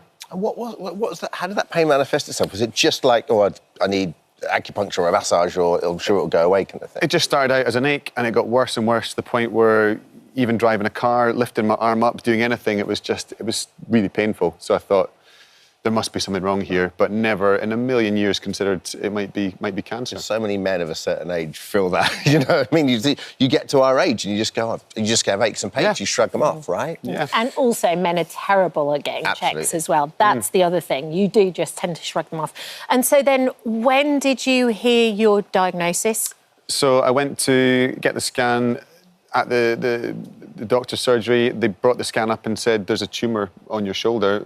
We need to find out what the root of this is. So multiple other scans, and eventually the root of it was the prostate. So it was a stage 4 prostate cancer that spread to the bones, and no symptoms, no kind of anything to point towards this diagnosis until the shoulder pain. So it came out the blue. I've always prided myself as someone who I would go to the doctor with, you know, illness or pain, or, you know, as part of an athlete, you're used to looking after your body and being quite aware of what's going on with yourself. But in this case, yeah, it was too late by the time we actually found the diagnosis. Chris, when you get that news, and this is just sort of, you know, my experience and my mates and my family that have had this news, they describe it as like being a caged animal. You just feel almost claustrophobic and you just want to run away, almost ignore the fact, you know, almost to blank it out. Does that resonate? Absolutely. That's exactly how I felt in the surgery. We were in the room, we got the diagnosis, and yeah, I felt sick, I felt nauseous, the room felt like it was spinning, I had to get up, I couldn't sit still. Yeah. And it's not the news that you can't ever prepare yourself for that kind of thing. You never imagine yourself in that situation. And a million thoughts are running through your head. The first one was, how on earth are we going to tell the kids? You know, all these things. Yeah. You've got 2 kids, 10 and 7, Callum and Chloe. How did you turn it around to be able to speak to them? Because you have to kind of get to a place yourself where you think, right, I can handle it, I can handle the questions, and I'm going to be truthful, but I'm not going to hide anything. I'm not going to make it more scary, because I always think that the unknown becomes even more scary. Yeah, I think that's right. I mean, it was such a huge thing that we knew we had to tell them. But again, it was just trying to stop and take stock and go, OK, where are we right now? And obviously we were in panic and realising we don't need to give that to the children just now. Wait, hold. And I think we had some time and tried to do it in a really considered manner. And by the time we took that breath and just said, stop, hold, you know, we wanted to protect them. That was our main priority, wasn't it? And I think we did manage to do that and be really honest with them, but at the same time not give them information that they needed to carry yet. Yes. Because actually we are looking, not at the time, but as time has gone, we have developed this sense of hope and looking to the future. And actually, we are giving that to our children as well, great. that there is nothing to be feared of other than just keep going and look to the future. And it's really kind of that then in turn lifts us. Yeah. So Yes. it's a cycle. Is that how you felt when you had your diagnosis? Because you kept it from Chris as well to start with, didn't you? Yeah, I did. It just it came completely out of the blue, and you know, it just wasn't. I just knew it wasn't the right time. I would always tell Chris everything, and we're, you know, each other's crutch in everything in life. So it was very against the grain not to share it with him. But I just knew it wasn't the right time. We were trying to find stable ground, having just been given this diagnosis from him. I don't know. I think you get a bit of mum strength, right? Yes. And in amongst the fear, I just felt this incredible sense of courage come over me. So do you mind me asking, what were your symptoms? And what first alerted you to it? I had, in the summer, some tingling on my face, which just a changed sensation. I thought it was a root canal, and I was sending you messages panicking about some sort of dental treatment. Never in a million years. I mean, I've been so healthy. We both have all of our lives. You know, it's not like it suddenly answered questions of things that have been going on for years, not at all. But the doctor said, oh, we'll just give an MRI to see what's going on.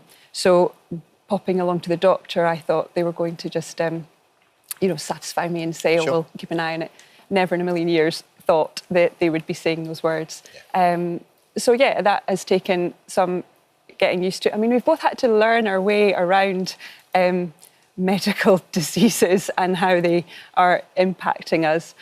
So it's been tough, but actually we've been able to do it together. And it's once you're in it, you can cope with so much more than you think.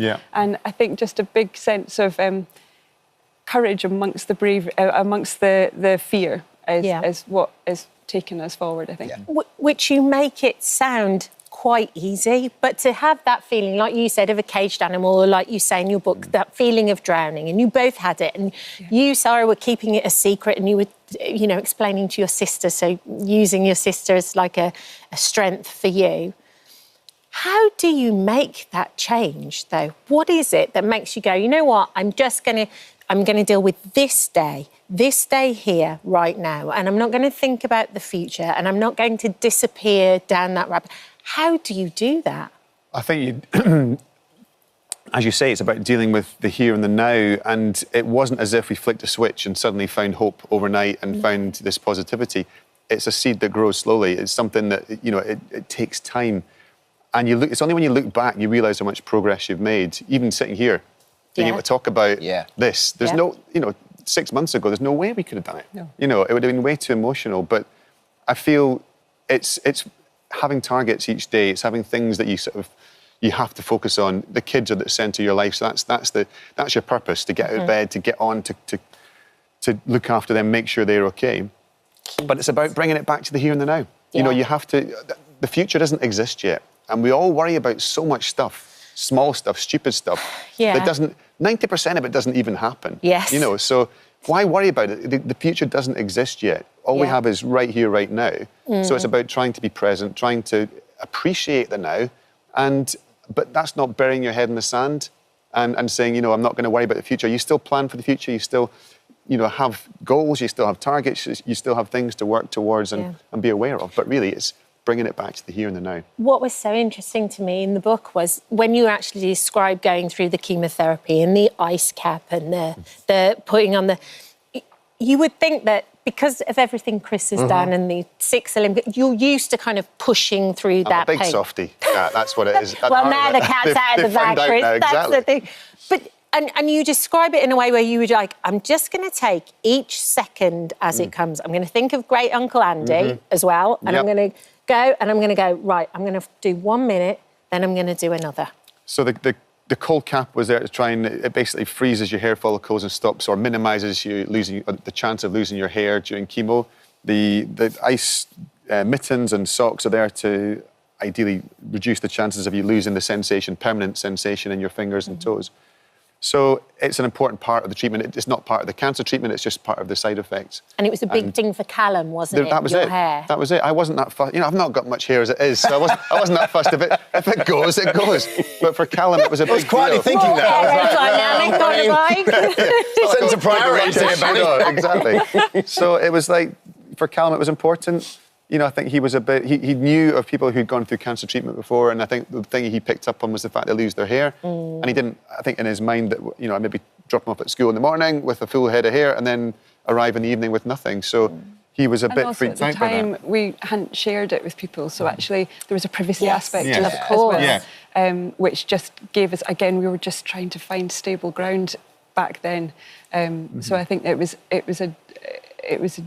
a duality to that, wasn't there? Yeah, and also, but yeah, you're right though about sort of calling upon the sporting strength and the mental strength. It's you know, it's not looking too far ahead. Again, bringing it back to where you are right here, right now. So the cold cap was pretty painful to put on, and the pressure of it and the temperature of it. But instead of thinking I've got 4 hours of this, it was like, can you do 1 more minute? Yeah. Yes, I can. We'll do 1 more minute then, and then you get through that, and it's like, can you do 1 more minute? Yeah, I can. We'll do that, and that's. It's just chipping away, not looking too far ahead. You can psych yourself out. You can, you know, basically talk yourself out of anything in life, I think. But if you focus on what you can deal with right now, you can surprise yourself at what you get through. And also, you mentioned, you mentioned it in the book as well about how you don't then make the decision. Some of the days you were said, oh, I can't do this again, and we just said, well, we don't need to make that decision now. You come back in 3 weeks' time. So instead of kind of that panic of, I can't do this, again, it's just the here and the now. Right now, you've done it. You don't need to consider it again for 3 weeks. Put it aside and see how you feel in 3 weeks. Don't make the decision when you're at your lowest. Make it when you're feeling stronger. And I think that sort of helped throughout. Yeah. Sorry, what you said really resonated with me in that and I think so many families go through this. When you find one of your family members or a friend has a condition, you do this deep dive rabbit hole, and before you know it, you become not an expert, but you become well versed in it. And that's where your hope comes from, right? Because then you can start to see the light through the woods, because you get this diagnosis to start with, and everything's foggy. And then, but the more information you find out, and this is from personal experience, the more you go, okay, no, there is light at the end of this tunnel, and who knows what's available in 2-4 years' time. Yeah, I think, again, sometimes it's too scary to look. Because you're too scared. But as time goes on, you get a little bit of courage to look. And Chris talks about it. Once you find out that somebody has done something that goes beyond, you then that's your thread of hope. So follow it. And then there's another one, and then there's another one, and then that's how it grows. That's how you can build it. It comes slowly. And you talk about that with Andy Taylor. Yeah, well, so Andy Taylor from Duran Duran, just round about the time of my diagnosis, he was in the news talking about his cancer treatment. He was being given palliative care. He was at end-of-life care. All the chemotherapy and the various treatments had stopped working. And they'd found out a targeted treatment which basically focuses on the genetic mutation of the cancer. A new drug, and he was cancer-free, not cured, but essentially asymptomatic, which was absolutely incredible. And he was exactly the same as me, stage 4, secondary in the bones. So immediately, as Sarah says, you think, well, there's your glint of light. You think, well, if it works for one person, perhaps that might work for me. And even just so, you managed to make contact with him, and he phoned me up, and such a positive guy, and it was like, here's someone who gets he's been through what I'm experiencing right now, and he gave me hope, and just his positivity. I thought, how can you be so positive? And that was the first, in the early stages, you can't imagine yourself ever being positive again. You can't imagine yourself laughing again. You can't imagine yourself having joy in your life again. Humming, whistling. Yes, exactly. And all these things, they don't come back overnight. They take a long time. But I think it comes with hope. It comes with things like, well, actually, the treatment is starting to work. So now I'm pain-free. You know, that everything is under control for the moment. Right. And there's a plan for the next stage of treatment. When the current stages don't work, or stop working, we go on to the next stage. Yeah. So you have a plan, and you adapt to the situation, you accept it, and you appreciate the here and the now, because none of us know what's coming. I mean, you say you have a plan. There's having a plan, and then there's having a plan. Tour de force?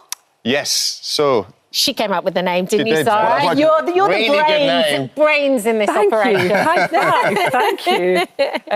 Yeah, and you know, that's one of the reasons of sharing the hope and finding that from somebody like Andy Taylor, who then gave that to us. I think that really helped in then you documenting the book and then wanting to be able to give that hope to somebody who today is sitting in the situation we were a year ago, where that hope is gone, and being able to shine a light in it and say, it might not be what you think, hold, wait. And by showing the Tour de Force, I mean, look at him, he's on his bike every day.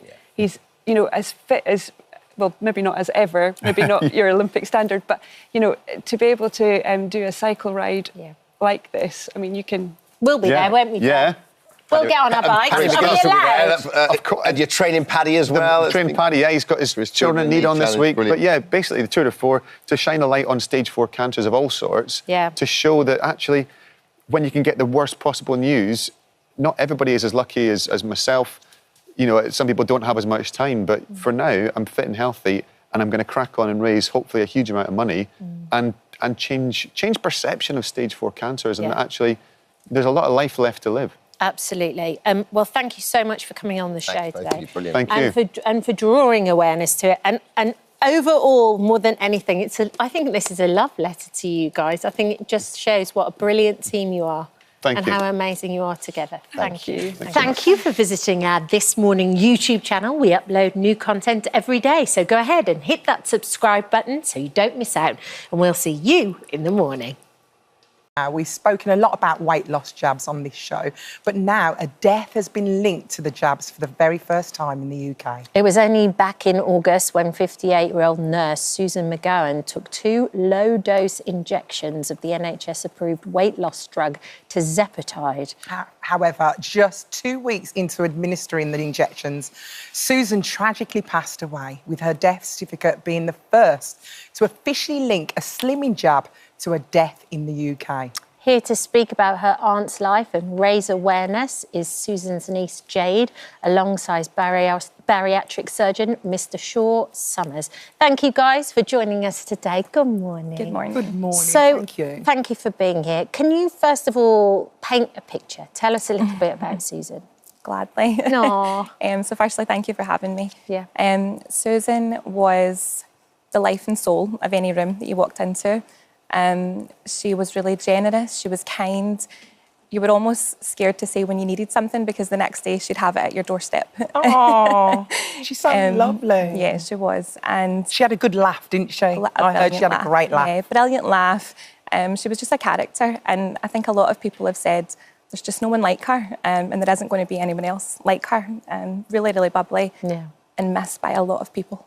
Yeah, she was loved on the ward, wasn't she? She was a nurse and everyone loved her. Yeah, so Susan actually, she worked in the ward for years and years, and then she became a bed manager at the hospital as well. So she was in and out of every possible ward in that hospital. So she knew a lot of people. So yeah, there's a lot of sadness around that hospital just now without her. And did she struggle with her weight for a while? What was her weight loss journey? Yeah, so I would say, like anyone, she wanted to lose weight, you know, and she tried a lot of different things. She tried Slimming World. She was at the gym for, a number of years as well.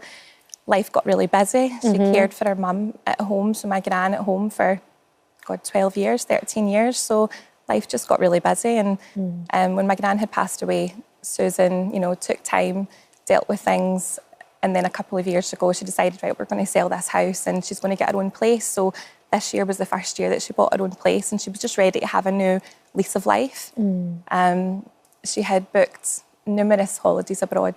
So she just wanted to look good and feel good for going on all those holidays and weddings that were coming up as well. Like we all do. Yeah, exactly. We all want to, do you know what I mean? Yeah. So did she talk to you about actually having the weight loss drug? Yeah, so she did. She contacted me. Susan and I were very close, so she told me everything. Yeah. So she told me when she was thinking about ordering it, and there was no really talking Susan out of anything. She was quite headstrong, so when she had her mind set on something, she was probably going to do it, no matter what you said against it. But I'm sure she researched it, because she's a nurse. She I think she would have probably gone into it quite deeply, would you? She did. So she spoke to colleagues, she spoke to pharmacists, and yeah, she did her own research as well. I think when I started researching it and trying to find out more about it, and I think just kind of the complications that could maybe happen afterwards, there wasn't a lot out there. There wasn't a lot of studies out there, and there wasn't a lot to know.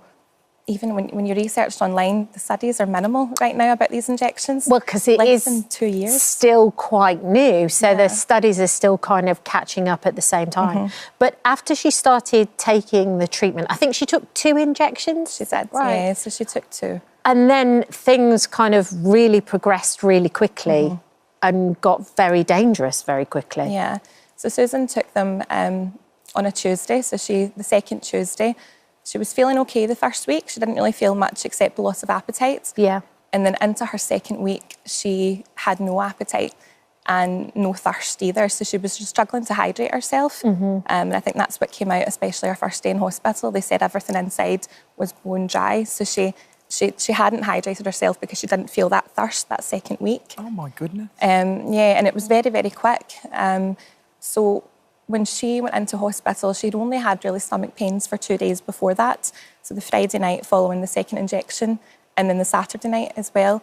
And she had severe sickness all night on the Saturday. So everything hit her extremely quickly, very quickly, before she took herself down to A&E on the Sunday morning. So she phoned up A&E and she went down? Yeah, she took herself in a taxi, and I still get angry at that right now. Why wouldn't she phone? To have someone take her, but that was just Susan. I think she just kind of tried to handle things on her own as well, and that was just her personality, to be honest. And when she got to the hospital, what was the hospital's reaction? What was the information that was available to you? So I got a phone call from her just as soon as she got into the hospital, the A&E. We went down, a couple of family members went down, and she was extremely honest about what she had taken. So I think she knew from the minute she went in hospital what had caused her to go into hospital. Yeah. There was no other changes to her kind of lifestyle other than this injection in those last couple of weeks. So she was angry at herself for taking them. She was telling me on the Sunday, I promise never to take them again. Like, I'll never touch them again. Jade, take them, get them out my fridge and put them in the bin. Yeah, she was really upset just knowing that could be what caused it. And she was really honest with her doctors when she went in as well. Yeah, she wanted to make sure they knew the whole story and they could try and do everything they could to possibly help her. And then things deteriorated really quickly. They did, yeah. So on the Sunday, Susan, yes, she was just very dehydrated. She was getting full of fluids. And I can't fault the hospital. They did everything they possibly could for her. I think just things had gone too far for her. She spent 2 days in the ward before she went into the ICU. And when she was in the ICU, it was just deteriorating very, very quickly. She did, unfortunately, sadly pass away. You were by her side. Yeah, her whole family, yeah, her family. Not just me, it was every person closest to her was at that hospital. And they made sure they were there the full time she was in ICU. No one wanted to leave her bedside, and no one did. Awful. Well, let's talk to Dr. Shaw this morning. Hi. Good morning, Dr. Shaw. Good morning. Good morning, ladies. Good morning, Jade. I'm very sorry to hear about Susan. I read about the report, and it's clearly a tragedy for your family and tragedy for all those struggling with their weight who need something to give them hope to find a way of losing weight. What do we know about this drug, though, Dr. Summers? What do we know about tirzepatide? So it's one of a class of drugs that was originally designed to treat diabetes, and it's very, very good at helping to control diabetes by changing the way the metabolism works and by increasing the body's sensitivity to its own insulin, so diabetes gets better. But the clinicians that were using it 10 years ago or so discovered that it would also reduce the appetite, and most patients who were on it lost weight. And so it didn't take much of a leap to sort of think of using it as a weight loss drug in people who aren't diabetic. And it does work very well. And in general, it's very, very safe compared to either staying big or to some of the other treatments that we use to manage excessive weight.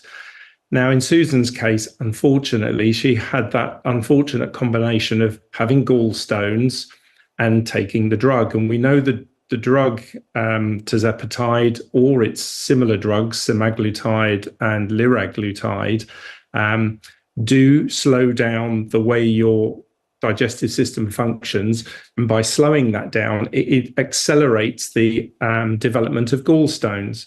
Now, Susan unfortunately died of pancreatitis, and it is possible that the tirzepatide made her gallbladder a bit slower. The stones ejected a bit of sludge, and that went down and triggered pancreatitis. And pancreatitis can be a serious illness. When we prescribe tirzepatide, we always ask patients about symptoms of indigestion, bloating after meals, burping, the typical symptoms of gallstones. And if people have suggestions of that, they should have an ultrasound scan before they start these medications so that their gallstones can be treated. And then it's safe to take. You won't get pancreatitis. So unfortunately, I think Susan was just really, really unlucky to get this. I don't think the drug after 2 doses caused the pancreatitis because of the drug. I think it just probably accelerated the gallstones. And we know that 1 in 10 people has gallstones. They are very, very common. Yeah, well, we know that Susan did the right thing. She went to the hospital. She was very honest about her treatment. I've got a reply here from the MHRA Chief Safety Officer, Dr. Alison Cave. She said, patient safety is our top priority. No medicine would be approved unless it met our expected standards. New medicines are more intensively monitored to ensure that any new safety issues are identified promptly. We encourage patients and healthcare professionals to continue reporting suspected side effects through our yellow card system. When a safety issue is confirmed, we always act promptly. Manjaro maker Lily said, patient safety is Lily's top priority. We're committed to continually monitoring, evaluating and reporting safety information for all Lily medicines. We provide information about the benefits and risks of all our medicines to regulators to ensure the latest information is available for prescribers. If anyone is experiencing any side effects, they should talk to their doctor or healthcare professional. Yes, immediately, I think, is what we've learned from Susan's experience. Thank you so much for coming today and talking about it. Sorry about your loss. Thank you so much. Because the more it gets out there, the more it could help other people too. I think it's an awareness piece. People need to know that they need to speak to their GPs, they need to do their research. So you're welcome. Thank you, Jade. And thank you, Dr. Shaw, too. Thank you very much for joining us this morning. Thank you for visiting our This Morning YouTube channel. We upload new content every day. So go ahead and hit that subscribe button so you don't miss out. And we'll see you in the morning. Our next guest knows the importance of Remembrance Day. On February 28th, 2008, Ben McBean was on foot patrol in Afghanistan when he stepped on a landmine just days before he was set to go home. As a result, Ben lost his left arm and his right leg was amputated above the knee. Described as a hero by Prince Harry after they shared a flight home from Afghanistan, Ben went on to run multiple London marathons, complete the 3 Peaks Challenge and reach Everest Base Camp to raise money for veteran charities. I love how he's just smiling about it as well, so it's no big deal. Hi, Ben. Thank you for joining us this morning. So nice to meet you. Thank you. So let's talk first of all about why did you want to be in the Marines? Because you always wanted to, right from being a kid. Yeah, so my uncle was in the Royal Marines and he got married and I saw these big men in suits or the uniform and I just thought, I want to be like one of them. And then when I got to about 13, I could take it a bit more seriously. So my uncle started taking me out for runs and just seeing if I got the right type of skills and qualities. And then, I left school and by then I knew that this is something that I really wanted to do. And by the age of just 20, you were deployed straight away. 20 is so young. Yeah. What was you feeling before you went out there? To be honest with you, I mean, as a Royal Marine, you're on the front line anyway, and our job's to fight. So it's not like I want to go to war, so to speak, but that's my job. So if I didn't go to war, that I wouldn't have been okay with that, if you know what I mean. I joined up to fight. So, when I was told I was going there, it was okay, right now I get to actually do my job. All that training, 32 weeks, now I actually get to do my job and fight and, hope that thing back home stays safe and nothing changes. And that's why I went there, and to do my bit. And how long were you there for?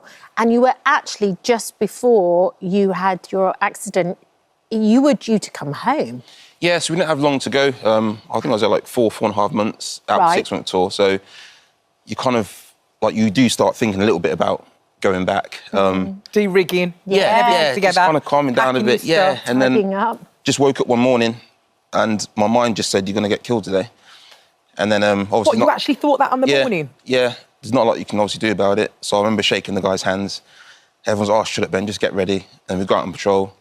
3 hours later, I wake up on the floor and my right leg's gone. My arm was like in a bad way. My knee was blown out and stuff. And I just thought, I think I'm going to die in a minute. And that was it. And so was you aware the whole time, or did you black out? No, I was awake. So I was upside down for a few seconds and I thought I was caught in a tree, but I wasn't. And I just hit the ground and it literally felt like an elephant was on my chest. And I sat up and my leg came up and the whole shin bone was sticking out with no foot on the end. And then my arm was facing the other way. And I just saw bits of blood and meat and flesh everywhere. And I couldn't really do anything. So I crawled around a bit and then my bones scraped across the floor and I think the pain was quite bad, so I kind of stopped for a second. And then obviously I was dying then, so I just thought I should probably think about family. So I just did that for a bit. And just as I was thinking about mum, dad, brother, I got 4 sisters as well, that's when I got rescued. And so you got taken to hospital. When did you next come around again and realise the severity of your situation? Yeah, so the lads on the ground rescued me, got taken in a Chinook helicopter to Camp Bastion where they chopped the rest of my leg off and my arm off.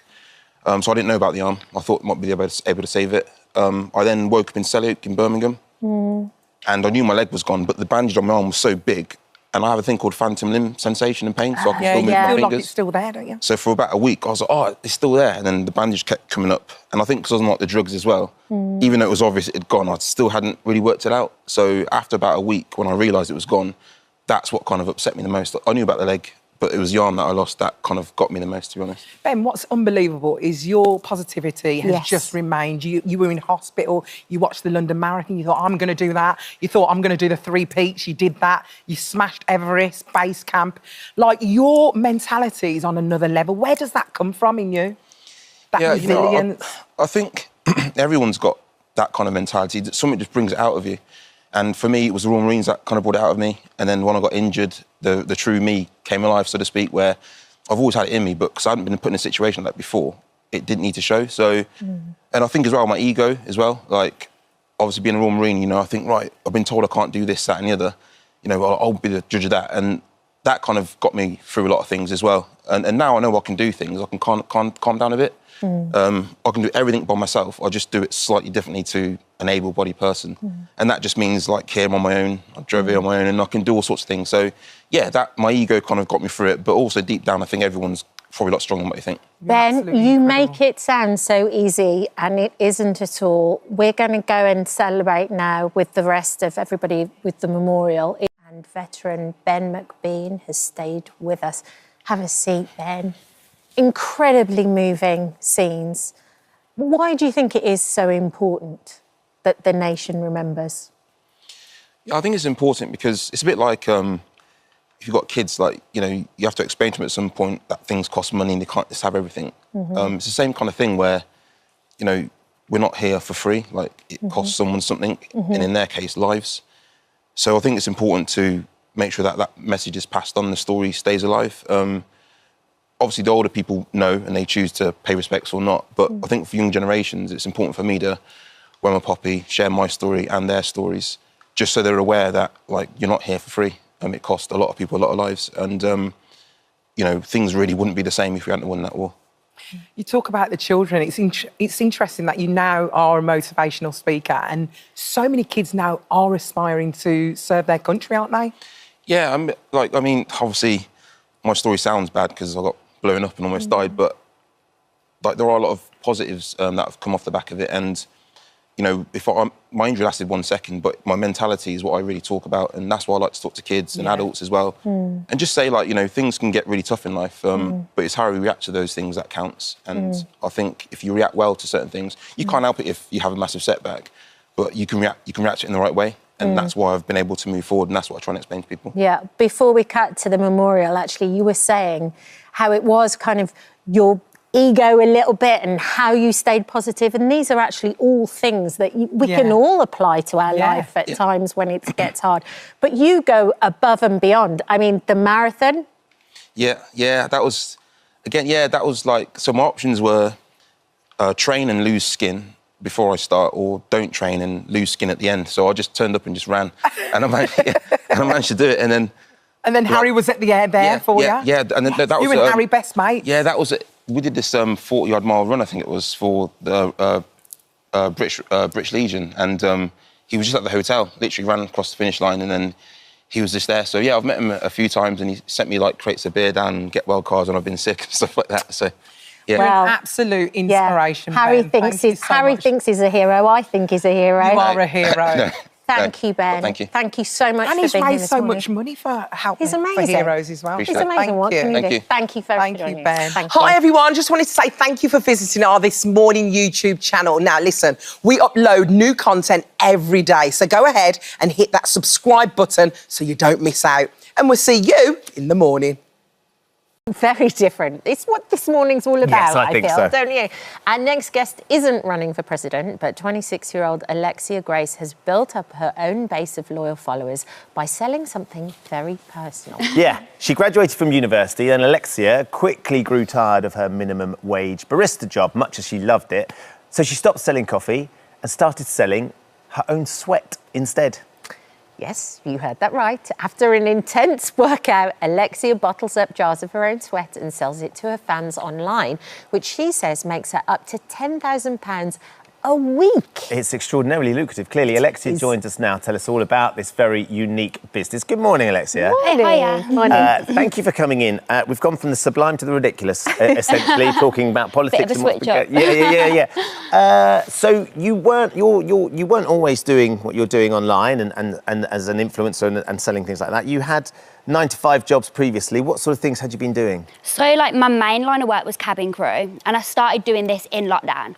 So I was cabin crew, and then in lockdown I was a barista. And then I sort of like fell into this line of work on accident, to be honest. Furlough wasn't paying too well, so I was like, right, I need more money. And then that's how I fell into it. So hold on. So you went to university? Yes. You studied at university, then you were just doing coffees, and then what was the transition between that and doing stuff online? So lockdown happened whilst I was a barista, and I was getting furloughed. And obviously we all know furlough was like, the pay was so bad. Yeah. So I was like, right, I need to make more money. And like OnlyFans was a massive thing in lockdown. Like everyone was starting to do it. I had a friend that had just started doing it. I messaged her, she was like, I've just bought a new phone with the money I've made. So I was like, okay, I want to buy a new phone. I'm gonna start doing it. I can pay my bills off because I'm struggling right now with the furlough. Yeah. Exactly.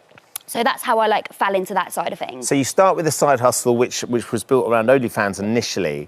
When did it develop into what you're doing now, which has become the most lucrative parts of your world, which is selling sweat, though, Alexia? So I started boxing on a show called Misfits, and obviously that's like very mainstream. Everyone knows about it. So Misfits was a lot of influencers and people online learning to box and then having big boxing matches. KSI was involved and Logan Paul, I think, or Jake Paul. Yeah, exactly. So I fought on the KSI Tommy Fury card. So it was massive, everyone knew about it.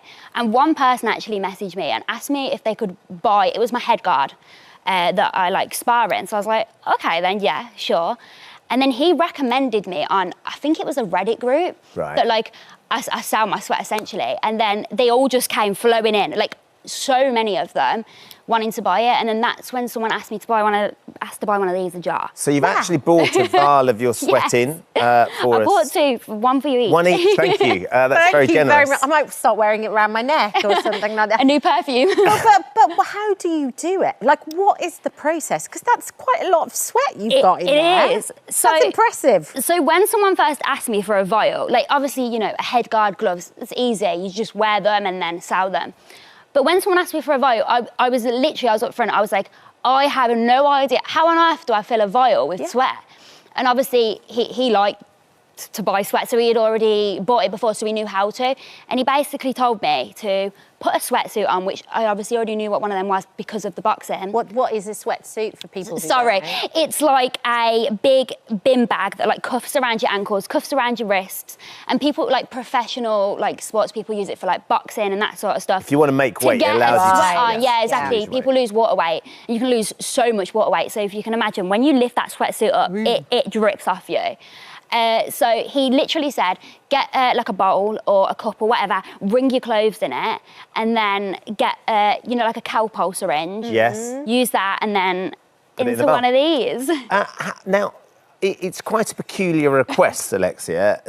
How did you feel? Did you feel comfortable doing that? Were you kind of going, look, I'm going to be really commercial about this. If someone wants to pay me for my sweat, I'm not going to use it. Why not? Yeah, exactly. I think in my job, you become very like desensitized to everything. Like, there's a new normal. Like, something I find normal, you guys probably wouldn't find normal. So I was like, yeah, like, whatever. I was more like, how do I do this? How do you do it? That was more of my concern, like, how on earth do I get it in a jar? Intrigued with the process. Exactly, yeah. Well, it's also so interesting because it's actually really lucrative as well. Like, it's not just a few pounds here and there. Tell me about how much you make and How what much you would one of bought those with vials it be? and- Yeah. So it depends. So depending on like how fast they want it. So if they're like, right, I want you to go for a run, I want you to put it in the jar and send it to me right now. Like, they're paying for my time. So that's going to cost more. But if somebody's like, can you get me a jar like as soon as you can, like no rush, 150. So £150 for a jar about Well, that one big. of those. Yeah, but that's if they're not in a rush. You so are I can do winning at life, Alexia. So if they want it more urgently, you can charge. What's the most you've charged for a vial? Well, I've got one guy that's brought not just vials, but he buys me head guards on my Amazon wish list, and then I wear them, do my stuff, boxing gloves a lot, and overall, so I've been doing it for a year and a half. He spent 40,000 on it. £40,000. Yeah. So what have you bought with that money? I'm not really like a big spender. Like, I'm trying to like invest in my future. So I bought a house in cash very recently. A house in cash? Yeah, I've got an M4 competition. That's the one thing I do have that That's a like car? costs. Yeah, sorry, it's a car. That's like a 60 grand car. That's the only one thing I've got that's like not an asset, if that makes sense. Yeah. So I've just bought my house in cash. I'm looking to buy another house very soon. So it's put me in a very good position. It has put you in a good. Have you got any idea? This is going to be sort of it's a very intensive question, but I understand that it's a bit creepy. Ask Do it. you know what they do with the sweat? I've got a vague idea, but sort of like when they take it off me, they do what they want. Like, I don't really know. So they wear it, or they just Probably. enjoy it somehow. Yeah, exactly. Do you feel safe doing this, Alexia? I worry slightly that they, you know, some of these people, clearly somebody who's spending over £40,000 on you and has bought you lots of cars is sort of quite obsessed with the idea of what you're giving him. Of course, there's obviously the risk factor, but I feel like the platform, it does protect you from these things. They don't know where I live, you know, so I do keep myself safe. I have got 2 security dogs as well. Do you? Yeah. Security dogs? Yeah, protection dogs, yeah. But what about your friends and your family too? Do they just turn around and go, actually, if they'll pay it, you can earn the money? Or do they get a bit worried about your safety, kind of like Ben was saying? I think at first, my family were a little bit like, you know, you've got to be careful. Like, there's people out there that are obsessed. But I mean, I've been doing this for, like, OnlyFans in general for 4 years. Obviously, I've been selling this sweat for almost 2 years now. And nothing bad's happened. So, no, they're not concerned, really. And what about the future for you, though, Alexia? Do you want to keep doing this, or have you got plans for something else? And do you want to go back to being a barista at some point? Well, future in terms of this sort of line of work, as long as I can physically do it for, until it dries out. Until you run dry? Quite literally, till I can't sweat no more. But in the sense of, I want to go back into being a barista, but I want to like open my own coffee shop. Sure. Like, I want to work cool. for myself. That is my plan. And then obviously, like I said about properties. Well, it sounds like you've got a great business mind. I mean, you're approaching this in a very open-minded way, and what you might find sort of acceptable might not be what we do, but it doesn't mean it's not viable in some way. No, absolutely. Stay hydrated. You'll Yeah, get that coffee exactly. shop before you know it. And they're for us, are they? They're our Christmas presents. Yes, these are yours. Let me have a look. There we go. Your new perfume. Slightly cloudy. Yeah. Might check the pH That's balance. actually come from my sock. This is from a sock. Yeah, from yesterday. I put a sweatsuit on and went for a little run. At least it's fresh. Yesterday. Yeah, it's fresh. Do you put a date on them or anything? No, I don't. But the people, I'd usually message them like, I've just done it now, I'm going to send it. So they sort of have an idea. Can I just ask a question? Because we've had these vials on this morning now, people would be more interested in this. It might actually be more valuable because people have seen you talk about it. Yeah. So this is going up in value the longer you hold it. Yeah, exactly. Okay, well, I'm going to give it back because I want you to get your coffee shop. Which would be an amazing Yeah, thing. that would be an amazing thing. Thank So you. that's the one that I held that came from your sock. Look, Alexia, whatever we all think about it, you've clearly you're going about this in the really sort of smart way. And it's really extraordinary to hear what you're doing. Stay safe and carry on. Yeah. Thank you so much for having me. Being so entrepreneurial. Thank you for visiting our This Morning YouTube channel. We upload new content every day. So go ahead and hit that subscribe button so you don't miss out. And we'll see you in the morning. For all of that, she's built one of the most successful fragrance empires in the world, despite leaving school with no qualifications. And now she wants to help others by coaching budding businesswomen. Yeah, Jo Malone, CBE, is going to be sharing her wisdom in a new BBC Maestro course, as well as with our This Morning viewers today in our phone-in. Good morning, Jo. Good morning. So, I mean, we can't wait to get to this phone. We've got lots of people on the line. Can you explain a little bit about what Maestro is and the course that you've put together? So BBC Maestro is a whole plethora of people from everyone from Marco Pia White, Trini Woodall, and we're all giving our experience and our wisdom and the adventures and the little hacks that we've helped build us kind of global businesses. And for me, mine is, when they first asked me, which was a couple of years ago, it was like, I never went to university. I never finished school. I've got no qualifications. What am I going to create 4 hours of content? You know, what am I going to do? And I realised that what they wanted was how I thought about life differently and that entrepreneurial heart. And so I teach you in this course how to fill your entrepreneurial toolbox with everything you're going to need to build a business, share your life, raise your kids, teach children in education, all kinds of things. All of these things will be relevant for you. So what are the attributes that you need to become a successful entrepreneur? You need passion. Yeah. You have to feel it. If you don't feel it, no one else is going to.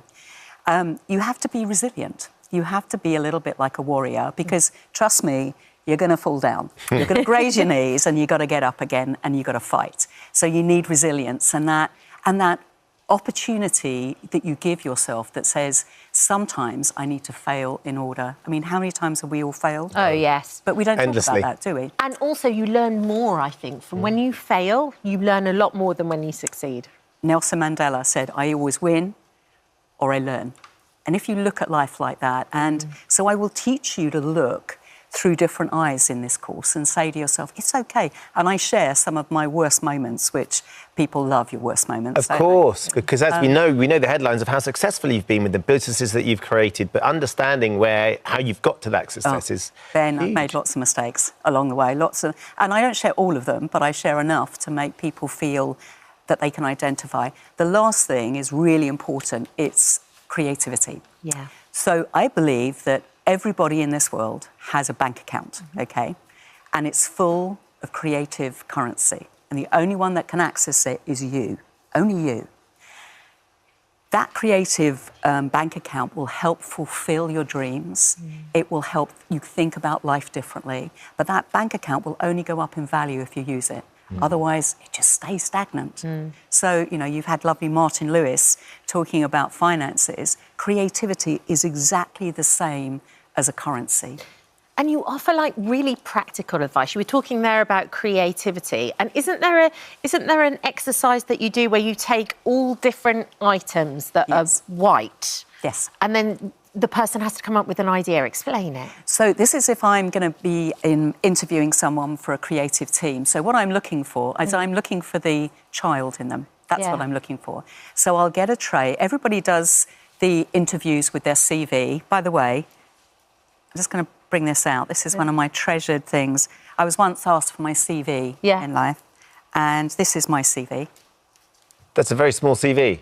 There you go. In fact, it's a tiny CV. It's a actually, I've never qualified at anything. I've got no qualifications. So that's my CV. Have you ever interviewed for a job, though, Jo? I have, and I sort of managed to waffle my way through and say, give me a chance. But, you know, people get so hung up. it's important to have your CV, of course it is, and there'll be people that within my team that look through the CV and talk through it. But I'm interested in the child, so I'll get a tray of product. They're all white, as though it's a canvas. There'll be a tennis ball, kick and change, a white mug, a can opener. What else did we have in there? A paintbrush. And I will say to them, OK, you have 10 minutes. I'm going to leave the room. One, all of them. But you have to choose something, and when I come back in the room, I want you to have sold me a product that you've created in your head. Wow. And let me tell you, 10-year-olds can do it. I bet they can. I bet they can. Fascinating as an idea. Right, let's get to the phone lines, Joe, because there's lots of people desperate to speak to you. Let's start with Melody, who's in Kent. Hi there, Melody. Good morning. Lovely to have you phone in. What's your question for Joe? So I'm at the very, very beginning stages of planning on opening my own doggy cake and cupcake business for doggies. And I don't even know where to start apart from trading standards, because obviously I need to get some, I don't know what you call it, regulatory things. I don't even know how to pronounce it. So if you can help me on that, I would really be appreciative. Oh, hello, Melody. I'm so happy to hear that you want to create your own business. And two things I love in life, which is being an entrepreneur, and I love dogs. So this is perfect for me. So you're creating your own cupcake. Have you got the name of the brand? Don't say it if you haven't registered it, by the way, but do you have the name of your brand and your story? I have got one in my head, but I need to run it past my family to make sure that they're happy with it. I have mentioned it to my dog and she looked at me with two heads, but that's well, first of all, what I love to kind of just give you a couple of ideas of, my head is always in marketing. So one great idea would be to make a whole lot of cupcakes in, running up to your launch, and go and stand near parks where everyone is walking their dogs. And as the dogs come out, they're often sort of hungry, aren't they? Because they've been running around the park and they're dirty. Do tiny little cupcakes. And maybe if people love them and you come back, you could do tiny little cupcake collars that everybody puts onto their dogs who's tried a cupcake. And then you can get testimonials. So that would be one of the kind of creative ideas I would think about. When you're starting a business, you need to think about the name, the product, the name, the strategy, all of those things. So I'm going to give you a little compass now, Melody.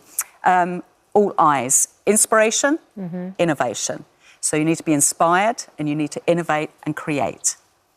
Integrity. Now, that's what you're talking about, all the things that you need to do, the legal things, make sure that the cupcakes are safe for the dogs, go through all of their testing and trading. I don't know the governing body that you do that, but there will be people that do. Ignition. So that's when I gave you that idea about standing outside the park and giving them that ignition, that moment. And instinct. What does your gut say? So the world at the minute is going, don't trust your gut. I'm telling you, trust your gut. It is your greatest attribute in business, what feels right. And then package your product, create this amazing story around it, and go and ignite the world. Love it. Passion. Melody, go ignite the world. Good luck, Melody. Good luck. Thank you so much. Really excited for you. Hope that goes really, really well. Yeah, enjoy it. Next up, we've got Hannah. Good morning, Hannah. What's your question? Good morning. Good morning. I wanted to ask Jo, what would be her advice to reach more customers and how to set up an online shop? And then how could that into a physical shop? Because I currently have a small business startup, which is with canvases and greeting cards, and they have all handmade custom designs, but I'd like to expand that and then expand it into real life to reach more people. Oh, hello, Hannah. Well, that sounds... How long has your business been trading for? I'd say over a year. Over a year. Did it start out as a hobby? It did, because I always loved to draw and I love to paint, especially in watercolours, which is what most of the cards are made out of. Amazing, amazing. So, first of all, one of the things I would say is people are always looking for artists. They're always looking for, like, packaging to be recreated. So I would set up something on Instagram and I would take all of your art and all of your beautiful cards And I would take your images and put them onto all different things. So all different images. At the moment, Instagram needs to be very, very emotional, and we need to connect in it. So maybe it will be a beautiful greeting card, but maybe, Kat, it was your birthday and you'd had the beautiful label on a water bottle and a wine bottle. Right. So you could take your images and put them on different things and create kind of different packaging. Taking your business from online to bricks and mortar, to a physical store, is a big step, Hannah. It really is. And it means a lot of expense. So if you have that money in the bank, good luck, and there'll be lots of steps along the way. But what I would say to you is, have you looked into all the things that you could do online first? So if you have that pool of money, say you have £1,000, £2,000, whatever it is, could you take that money and put it in to your website and create something more of an experience? Because when you have something online, it's a global store. Look at it like that. Yes. You have your first global store you're able to show. The other idea I had for you was to join up with 3-4 other entrepreneurial businesses. So it might be your local art gallery. It could be your local church on a Sunday. Could you put a little, gallery together for them? So think about places where you can go and people that you can share your ideas with, and then take your 3-4 stories and create a lovely press story. Get your local newspaper in to come and tell your story with you. So what we're always looking for is, what's the next step? What's the next step? And it's not always straight ahead. It can sometimes be, look left, look right. Who do I know? Who can I bring in and create this story? But I'd love you to send me some of your ideas for Christmas, and we can start by sharing them on our Instagram. Very happy to do that. That'd be Amazing, brilliant. Yeah. Hannah. Good luck, Hannah. Good luck. Right, here's a quick one for you. You've only got a minute left, but Beth's asking about marketing. You've already talked about marketing. She says, it says it's from Beth, but it's, my wife and I have a small property furnishing and design business for show homes and holiday rentals. We've done very little marketing so far. We haven't really needed it, but now we want to grow more. What do you recommend is the best initial marketing strategy to implement to reach new customers or build a brand? So I'm going to go back online. So I've got an idea for you. Sorry, what were their names? Beth. And her partner. Beth and Mr. Beth. Or Mrs. Beth. So what I would say to you is, AI is going to be your best friend here. So Chatbox, ChatGPT, looking at that. But what I would do is I would set up something visual, again, either an Instagram, TikTok, and I would take one room, and every week you and your husband decorate that same room in a different form. You can do it all on AI. DALL-E will be able to help you with all these amazing images, and it's free of charge right at this moment. We can use these are our fingertips. Change that room every single week and get a wonderful narrative, people sharing their stories. Then what will happen is someone will go, that's such a clever idea. How about we sponsor you, and the cushions that you put on the sofa, you get a cut from. And so you become your own creator and influencer, and you're able then to create revenue, and then you allow your followers to grow, and that's when your business starts to really take off. Really lovely idea. Really, really lovely, ideas. especially if it starts generating revenue as well, because that allows you to sort of invest elsewhere as well, doesn't it, Jo? Exactly. Yeah. Oh, Jo, we've got loads more. We can't so get through them all, but thank you for coming in and sharing some of those thoughts. And if you want more of Jo's invaluable advice, her BBC Maestro course will be available from the 15th of November. Lovely to see you, Jo. Thank you. Have a lovely birthday as well. Thank you so much, everyone. Hello. Thank you for visiting our This Morning YouTube channel. We upload tons of new content every single day. So hit the subscribe button, like all the videos, and don't miss out. We'll see you in the morning. 19 NHS worker Charlotte was at her lowest, believing there was no way forward. She made the devastating decision to step onto live train tracks, but fate, or rather a train driver called David, intervened. He managed to stop just in time and help her to safety. Yeah, what they thought was a one-off encounter turned out to be the start of their love story. And they join us today as husband and wife and parents as well to 3 gorgeous children. Good morning to both of you. Lovely to see you both. Thank you for joining us. Charlotte, it's an extraordinary story. When you see it written down, it's like a movie script. Absolutely. But of course, this is the life that the two of you have experienced and lived. Take us back to that day. Yeah. And what was going through your mind when you decided that was it. Absolutely. 5 years ago, 2019, train, and it was a pretty normal day, really. But I'd got on the train, ready to go to work, and I remember sitting on the train and just getting that overwhelming feeling off, crying. Got off the train to go to work. I was in my uniform, and instead of leaving the station, I just sat on the platform, and the conductor asked if I was okay, and I said, yeah, I'm fine. And he said, are you sure? I said, yeah. And then when the train moved out of the station, I just made an impulsive decision to jump off onto the track. Had you had thoughts like that previously, or was it the first time that you were overwhelmed by how you were feeling and just decided that you needed to end your life? I've been in the mental health system about 20 years now, so it's not new, but I've never sort of done anything quite so impulsive before. And what do you think it was that made you get onto the tracks? I'm not really sure what it was that triggered it. It was a snap moment, and I just thought, do you know, I really feel like I've had enough. And I just jumped. You were incredibly lucky because essentially, was it a camera saw you walking onto the tracks? I'm not sure who raised the alarm, but when I was sat there, a train started coming towards me and then stopped. Right. I went into panic thinking, OK, this isn't what's supposed to happen now. What do I do? Yeah.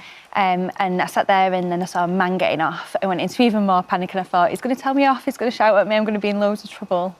But no, he came and introduced himself and said, you know, we'll sit and talk until it feels better. And that's what we did.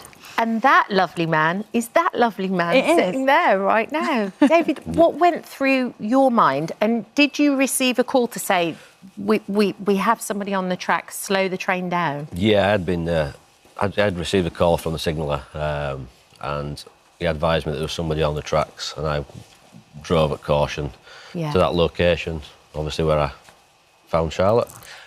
And I mean, tragically, in the past, you've had a couple of people do drastic things in front of your train, and you've never had the chance to sort of stop or talk to them, or... No. And so when you suddenly thought, Charlotte, we didn't know it was Charlotte at the time, but there's somebody very vulnerable.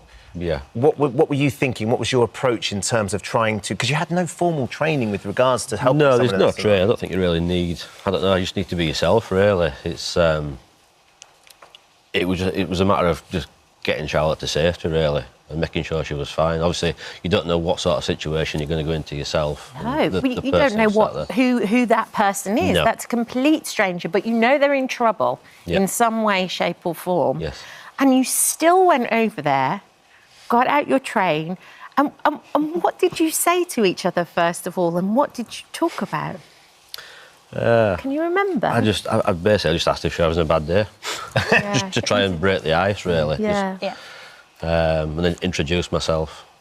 We just talked about life, really. It wasn't anything sort of groundbreaking, or you know, we just talked about life experiences and things that we've both been through. And and about half an hour later, he managed to convince me to go on the train. To get back on the train, get off at the next stop. That's it. Yeah. And then, of course, you know, you go off where you go off. David, you've got to carry on with the rest of your day. You've got a train full of commuters that are trying to get delivered to work, who are, you know, obviously been waiting for this to happen. Yeah. How did you process what you'd been through with this woman on the tracks, who you then knew was Charlotte? Yeah, it was difficult rest of the shift, to be fair. I just kept thinking I need to know more about this person, make sure she's fine, really. Obviously, I've had the experiences before and had that chance to find out anything about the person or help that person, and to be able to help somebody, it's just a nice thing to do. And then, Charlotte, you kind of felt the same. Like, later on, you were like, I actually need to speak to this chap again and say thank you for helping me, and thank you for understanding. Yeah, he was so kind with me, and he really treated me just like I was a human. And I wanted to, I suppose, I didn't know that David had the fatalities before, and I wanted to, like, apologise for putting him in that position, but also thank him for being so good with me. So, yeah, I went on a mission to find him.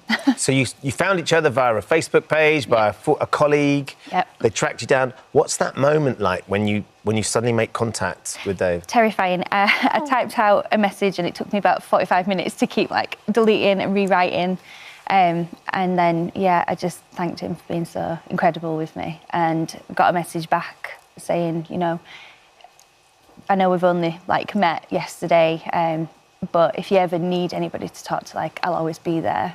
And what was that moment for you, Dave, when that text message came through? It was a relief to find out that she was fine. Yeah, it was just, And so then what happened next? So it was a gradual thing, and then you started texting each other day after day. The texts got more frequent.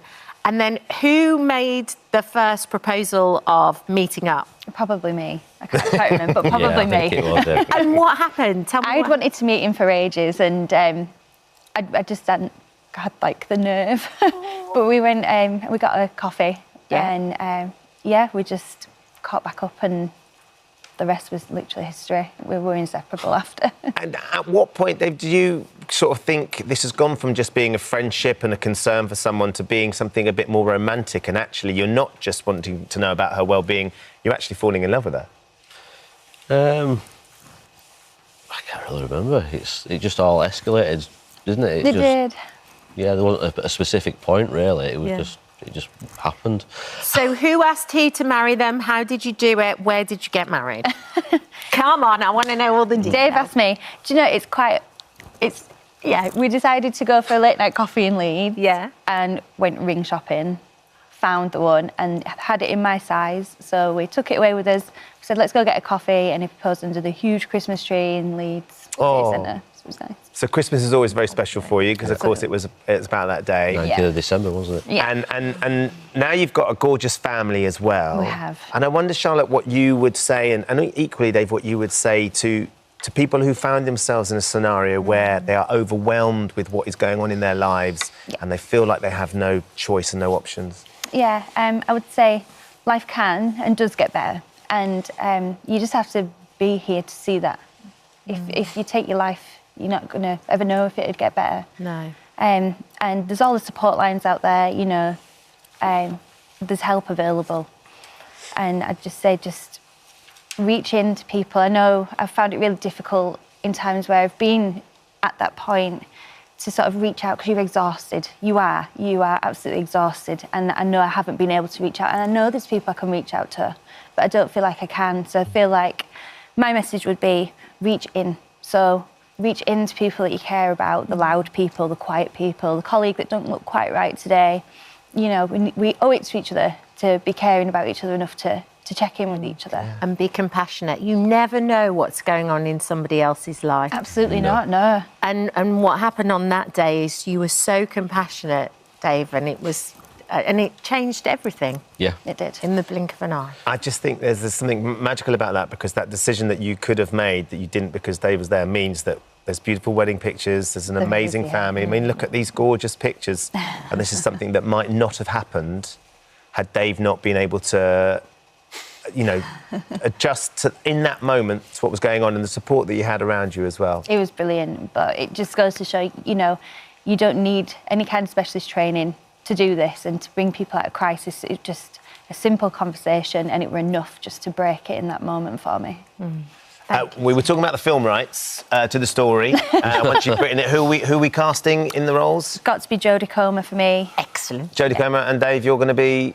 I've no idea. By default, Tom Hardy. Tom Hardy. I think we understand where Charlotte's coming from. Exactly. Thank you for coming in. It's been lovely to see you, and I know that you want to share your story because, at this time of year it gets tough for people, and to understand that there's options. Yeah. There's always something. There's always somebody to talk to. Always. Amazing. Thank Lovely you. to meet you both. If you've been affected by anything we've just discussed, you can find details of helplines. Oh, hello. Thank you for visiting our This Morning YouTube channel. We upload tons of new content every single day. So hit the subscribe button, like all the videos, and don't miss out. We'll see you in the morning. We're joined now by domestic abuse survivor and Women's Aid Ambassador Alice Living, alongside equality campaigner Sherry Blair, who are both in the documentary. It's great to have you here this morning. We've been lucky enough to get an advance copy of the documentary, which is on Monday the 11th on ITV and ITVX. It's an extraordinarily powerful watch, Alice. The bravery of the contributors to that documentary can't be underestimated. You yourself have first-hand experience of domestic abuse, and at the age of 16. Yeah, so I was only 16 when that happened to me, and I think that one of the things that's brilliant about the documentary, I was very honoured to be asked to contribute, is that they have so many incredible women who've given their voices to that documentary that I know will help so many people. The fact that the Queen is sort of heading up that incredible mission to help more women get help and to overcome abuse, I think is really important. But also to hear different stories of different experiences, knowing that abuse manifests in lots of different ways is really crucial too. And at such a young age for you, I mean, how did it start?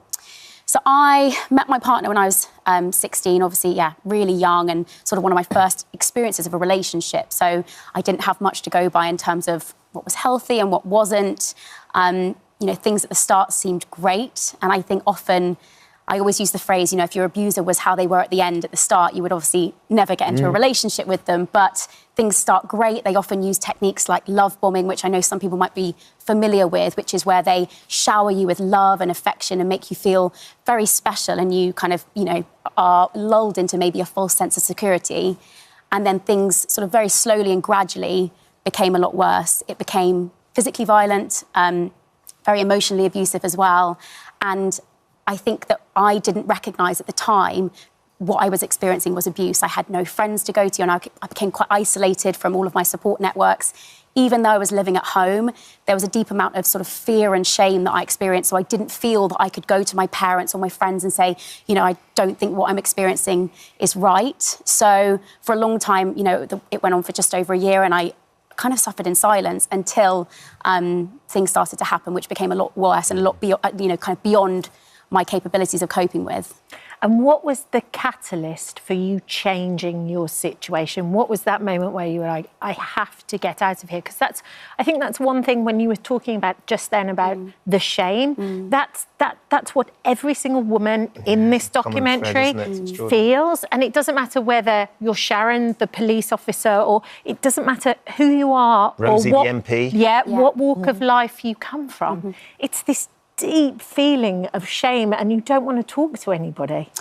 I think you're right. And, we know the stats speak for themselves. A woman will leave 7 times before she properly leaves an abusive relationship. So we know that it's a really difficult time. I think in my experience, I just felt that this was something that I couldn't cope with anymore. I wanted my life back. I'd become so isolated. I lived in a state of fear as well. I was permanently fearful. And what we do know is that when women try to leave, that can often be a trigger for an escalation of violence or of their situation. And that was definitely the case with my situation. He turned up at my school and assaulted me in the middle of the day at school. And thankfully, and I know it's an awful thing to say, but thankfully that did happen in a public place. I was able to get a conviction. I was able to get a restraining order. But that doesn't happen for so many women. So much abuse happens, to use the title of the documentary, behind closed doors. Yeah. And so it becomes really difficult to spot and to prosecute and to identify. Sherry, that statistic that we read in the introduction to the two of you last year, 2.4 million adults were victims of domestic abuse across the UK. It's estimated less than a quarter of domestic abuse crimes are being reported to the police. It's just as Alice was saying, that the shame connected to it, but also it's fascinating, Alice didn't register that it was domestic abuse for quite a long time. A lot of these people aren't really aware that actually what they're being put through is abuse. That's absolutely true. And I think when I first started as a lawyer back in the 70s, it's quite a long time ago, there was a new change of legislation. The Labour government introduced the Domestic Violence and Matrimonial Proceedings Act. And at that time, it was about domestic violence. And it was thought of as, actual physical violence. And I think a lot of people have only over the years started to realise that it's actually about control. It's about the idea, the shame, the idea of controlling a woman's behaviour, making her do things she doesn't want to do, making her feel worthless, isn't only done by actual physical violence. It can be done by economic control. It can be done by emotional control. Of course. Mental. It can physical. Be exactly all those things. And what has been interesting as a matter of the development of the law is we started with domestic violence, physical violence, and we have moved on So that today we have something called coercive control, which is essentially what you started to experience, which then escalated into violence. We saw it just last week with the sentencing in the Holly Newton case. That's basically was about coercive control. And I think one of the worrying things about this is that the figures haven't really moved. Yeah. We're still, you know, when I started, we were talking about 1 in 4 people experiencing domestic abuse. But at that time, we were probably talking about physical abuse. I think today, because we've expanded the definition of what that means, that the 1 in 4 is obviously talking about a whole much bigger number of people. I also think from watching the documentary, it seems as though our perception has changed, I think, a little bit, moving on from Punch and Judy and cartoons and the 50s and 60s. But maybe we haven't caught up enough yet in terms of technology and also how we actually deal with it. I think one of the worrying things for me, looking at the documentary, is that statistic that about 23%, I think it was, of domestic abuse is suffered by girls and women between 13 and 18. Your situation. Yeah. And this idea that young people are experiencing this, most of that, of course, are not experiencing it from partners they're living with, but they're experiencing it with people, with young boys or men that they're having a relationship with when they're actually still living at home. Yeah. It's very worrying, and I think we have to ask ourselves, what are we saying to our young people, to the young boys as well as the young girls, about what healthy relationships look like? And we need to do so much more to raise awareness, but also to educate young people about what is and what is not acceptable behaviour towards each other. I mean, it is a worry, Alice, that you've lived through this, but as Sherry was saying, the statistics haven't changed dramatically from when she first started trying to protect people in the 70s. What do you think needs to be happening? Having been at the coalface and you're now an ambassador for survivors and victims, what do you think needs to be happening? I think education is definitely a huge part of that. You know, if we can get young girls and young boys to be taught in schools, you know, what constitutes a healthy relationship. It's not going to fix everything. I don't think that either of us believe that there is, you know, an easy fix. But I think it can start to help women identify at an earlier stage what they're experiencing. There's a brilliant part of the documentary, Jane Monckton-Smith, who details the 8 steps of kind of how abuse can escalate. A really important part. And one of the things that I think is important is helping women identify the first 1 to 4 steps. Can we catch it earlier, before it gets really serious, before it gets to that point where women maybe feel more trapped, less able to escape, knowing that those first signs of things like coercive control, gaslighting, jealousy, it's not always going to be that that's abuse, but often these things are very, very important in knowing that that's probably a sliding scale of how things are going to progress. So can we help women identify those things earlier on? Yeah. I mean, domestic abuse... Can I add something? Sorry, go, Sherry. I think the other thing we saw in the documentary was the fact that over 60% of cases referred to the domestic violence helpline, people are being turned away because there aren't enough refuges. Funding. And one of the things we need to do is increase the funding so that we have more safe places for women and girls to be able to go. And by the way, there are some men who are victims as well. We shouldn't ignore that either. But it is overwhelmingly women who suffer this. So we need to do more to provide those safe spaces. Alice, what could your family or friends have done to help you sooner? Because I don't doubt there will be people that are in a scenario where they think, well, I think my friend is going through this, both male and female, and I'm trying to get them to talk about it, but they don't want to or they can't. What could they have done, and what would you advise anybody watching today who may feel like they have somebody who is vulnerable to something like this? I think it's a great question, and as you see in the documentary, even though all of the people that speak come from different walks of life, we all experience quite similar things. And I think the key thing is that kind of isolation element. If someone becomes very withdrawn from your normal relationship with them, you know, you start to notice that they're less communicative, that they're sort of becoming quite withdrawn from what might be normal for you and them.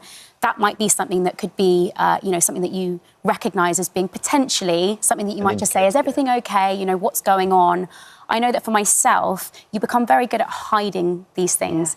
again, because of the shame, you know, it's not the first thing that you're going to blurt out to a friend. And also, you do live in a state of fear. So there is that element that kind of stops you from maybe seeking help in the first instance. So I think it's about just being a listening ear. And I also think it's really important for women to also, you know, correctly advocate for themselves. You know, even if it's that you don't feel confident to tell someone, write it down somewhere, log what's happening, be confident in knowing that if you've got kind of a documentation of things that are going on, that's going to really help you if you then have to, very sadly, go to the state where you're calling the police or having to report something. So I think those things are really helpful. But I think that friends and family, it does become difficult because the typical tactic is to isolate the victim. And it's just trying to recognise when someone does withdraw, is there something going on that you might need to just push further to try and get into? Well, the great thing is that you are opening up these lines of communication, because that's the big thing I took from it, is it's so manipulative and they try and kind of close you off. So thank you for coming on the show, and thank you for talking about it, and thank you so much as well. I just say one thing. Yeah. Make sure your boys watch this programme as well, and your husbands and all the men, because actually this is not an issue that only women should be Patrick talking about. Stewart was like, absolutely, it's the same. It's valuable Thank for you very everybody. much. Her Majesty the Queen Behind Closed Doors airs on ITV1 and ITVX on Monday, November the 11th at 9 p.m. Thank you both. Thank you. Oh, hello. Thank you for visiting our This Morning YouTube channel. We upload tons of new content every single day. So hit the subscribe button, like all the videos, and don't miss out. We'll see you in the morning.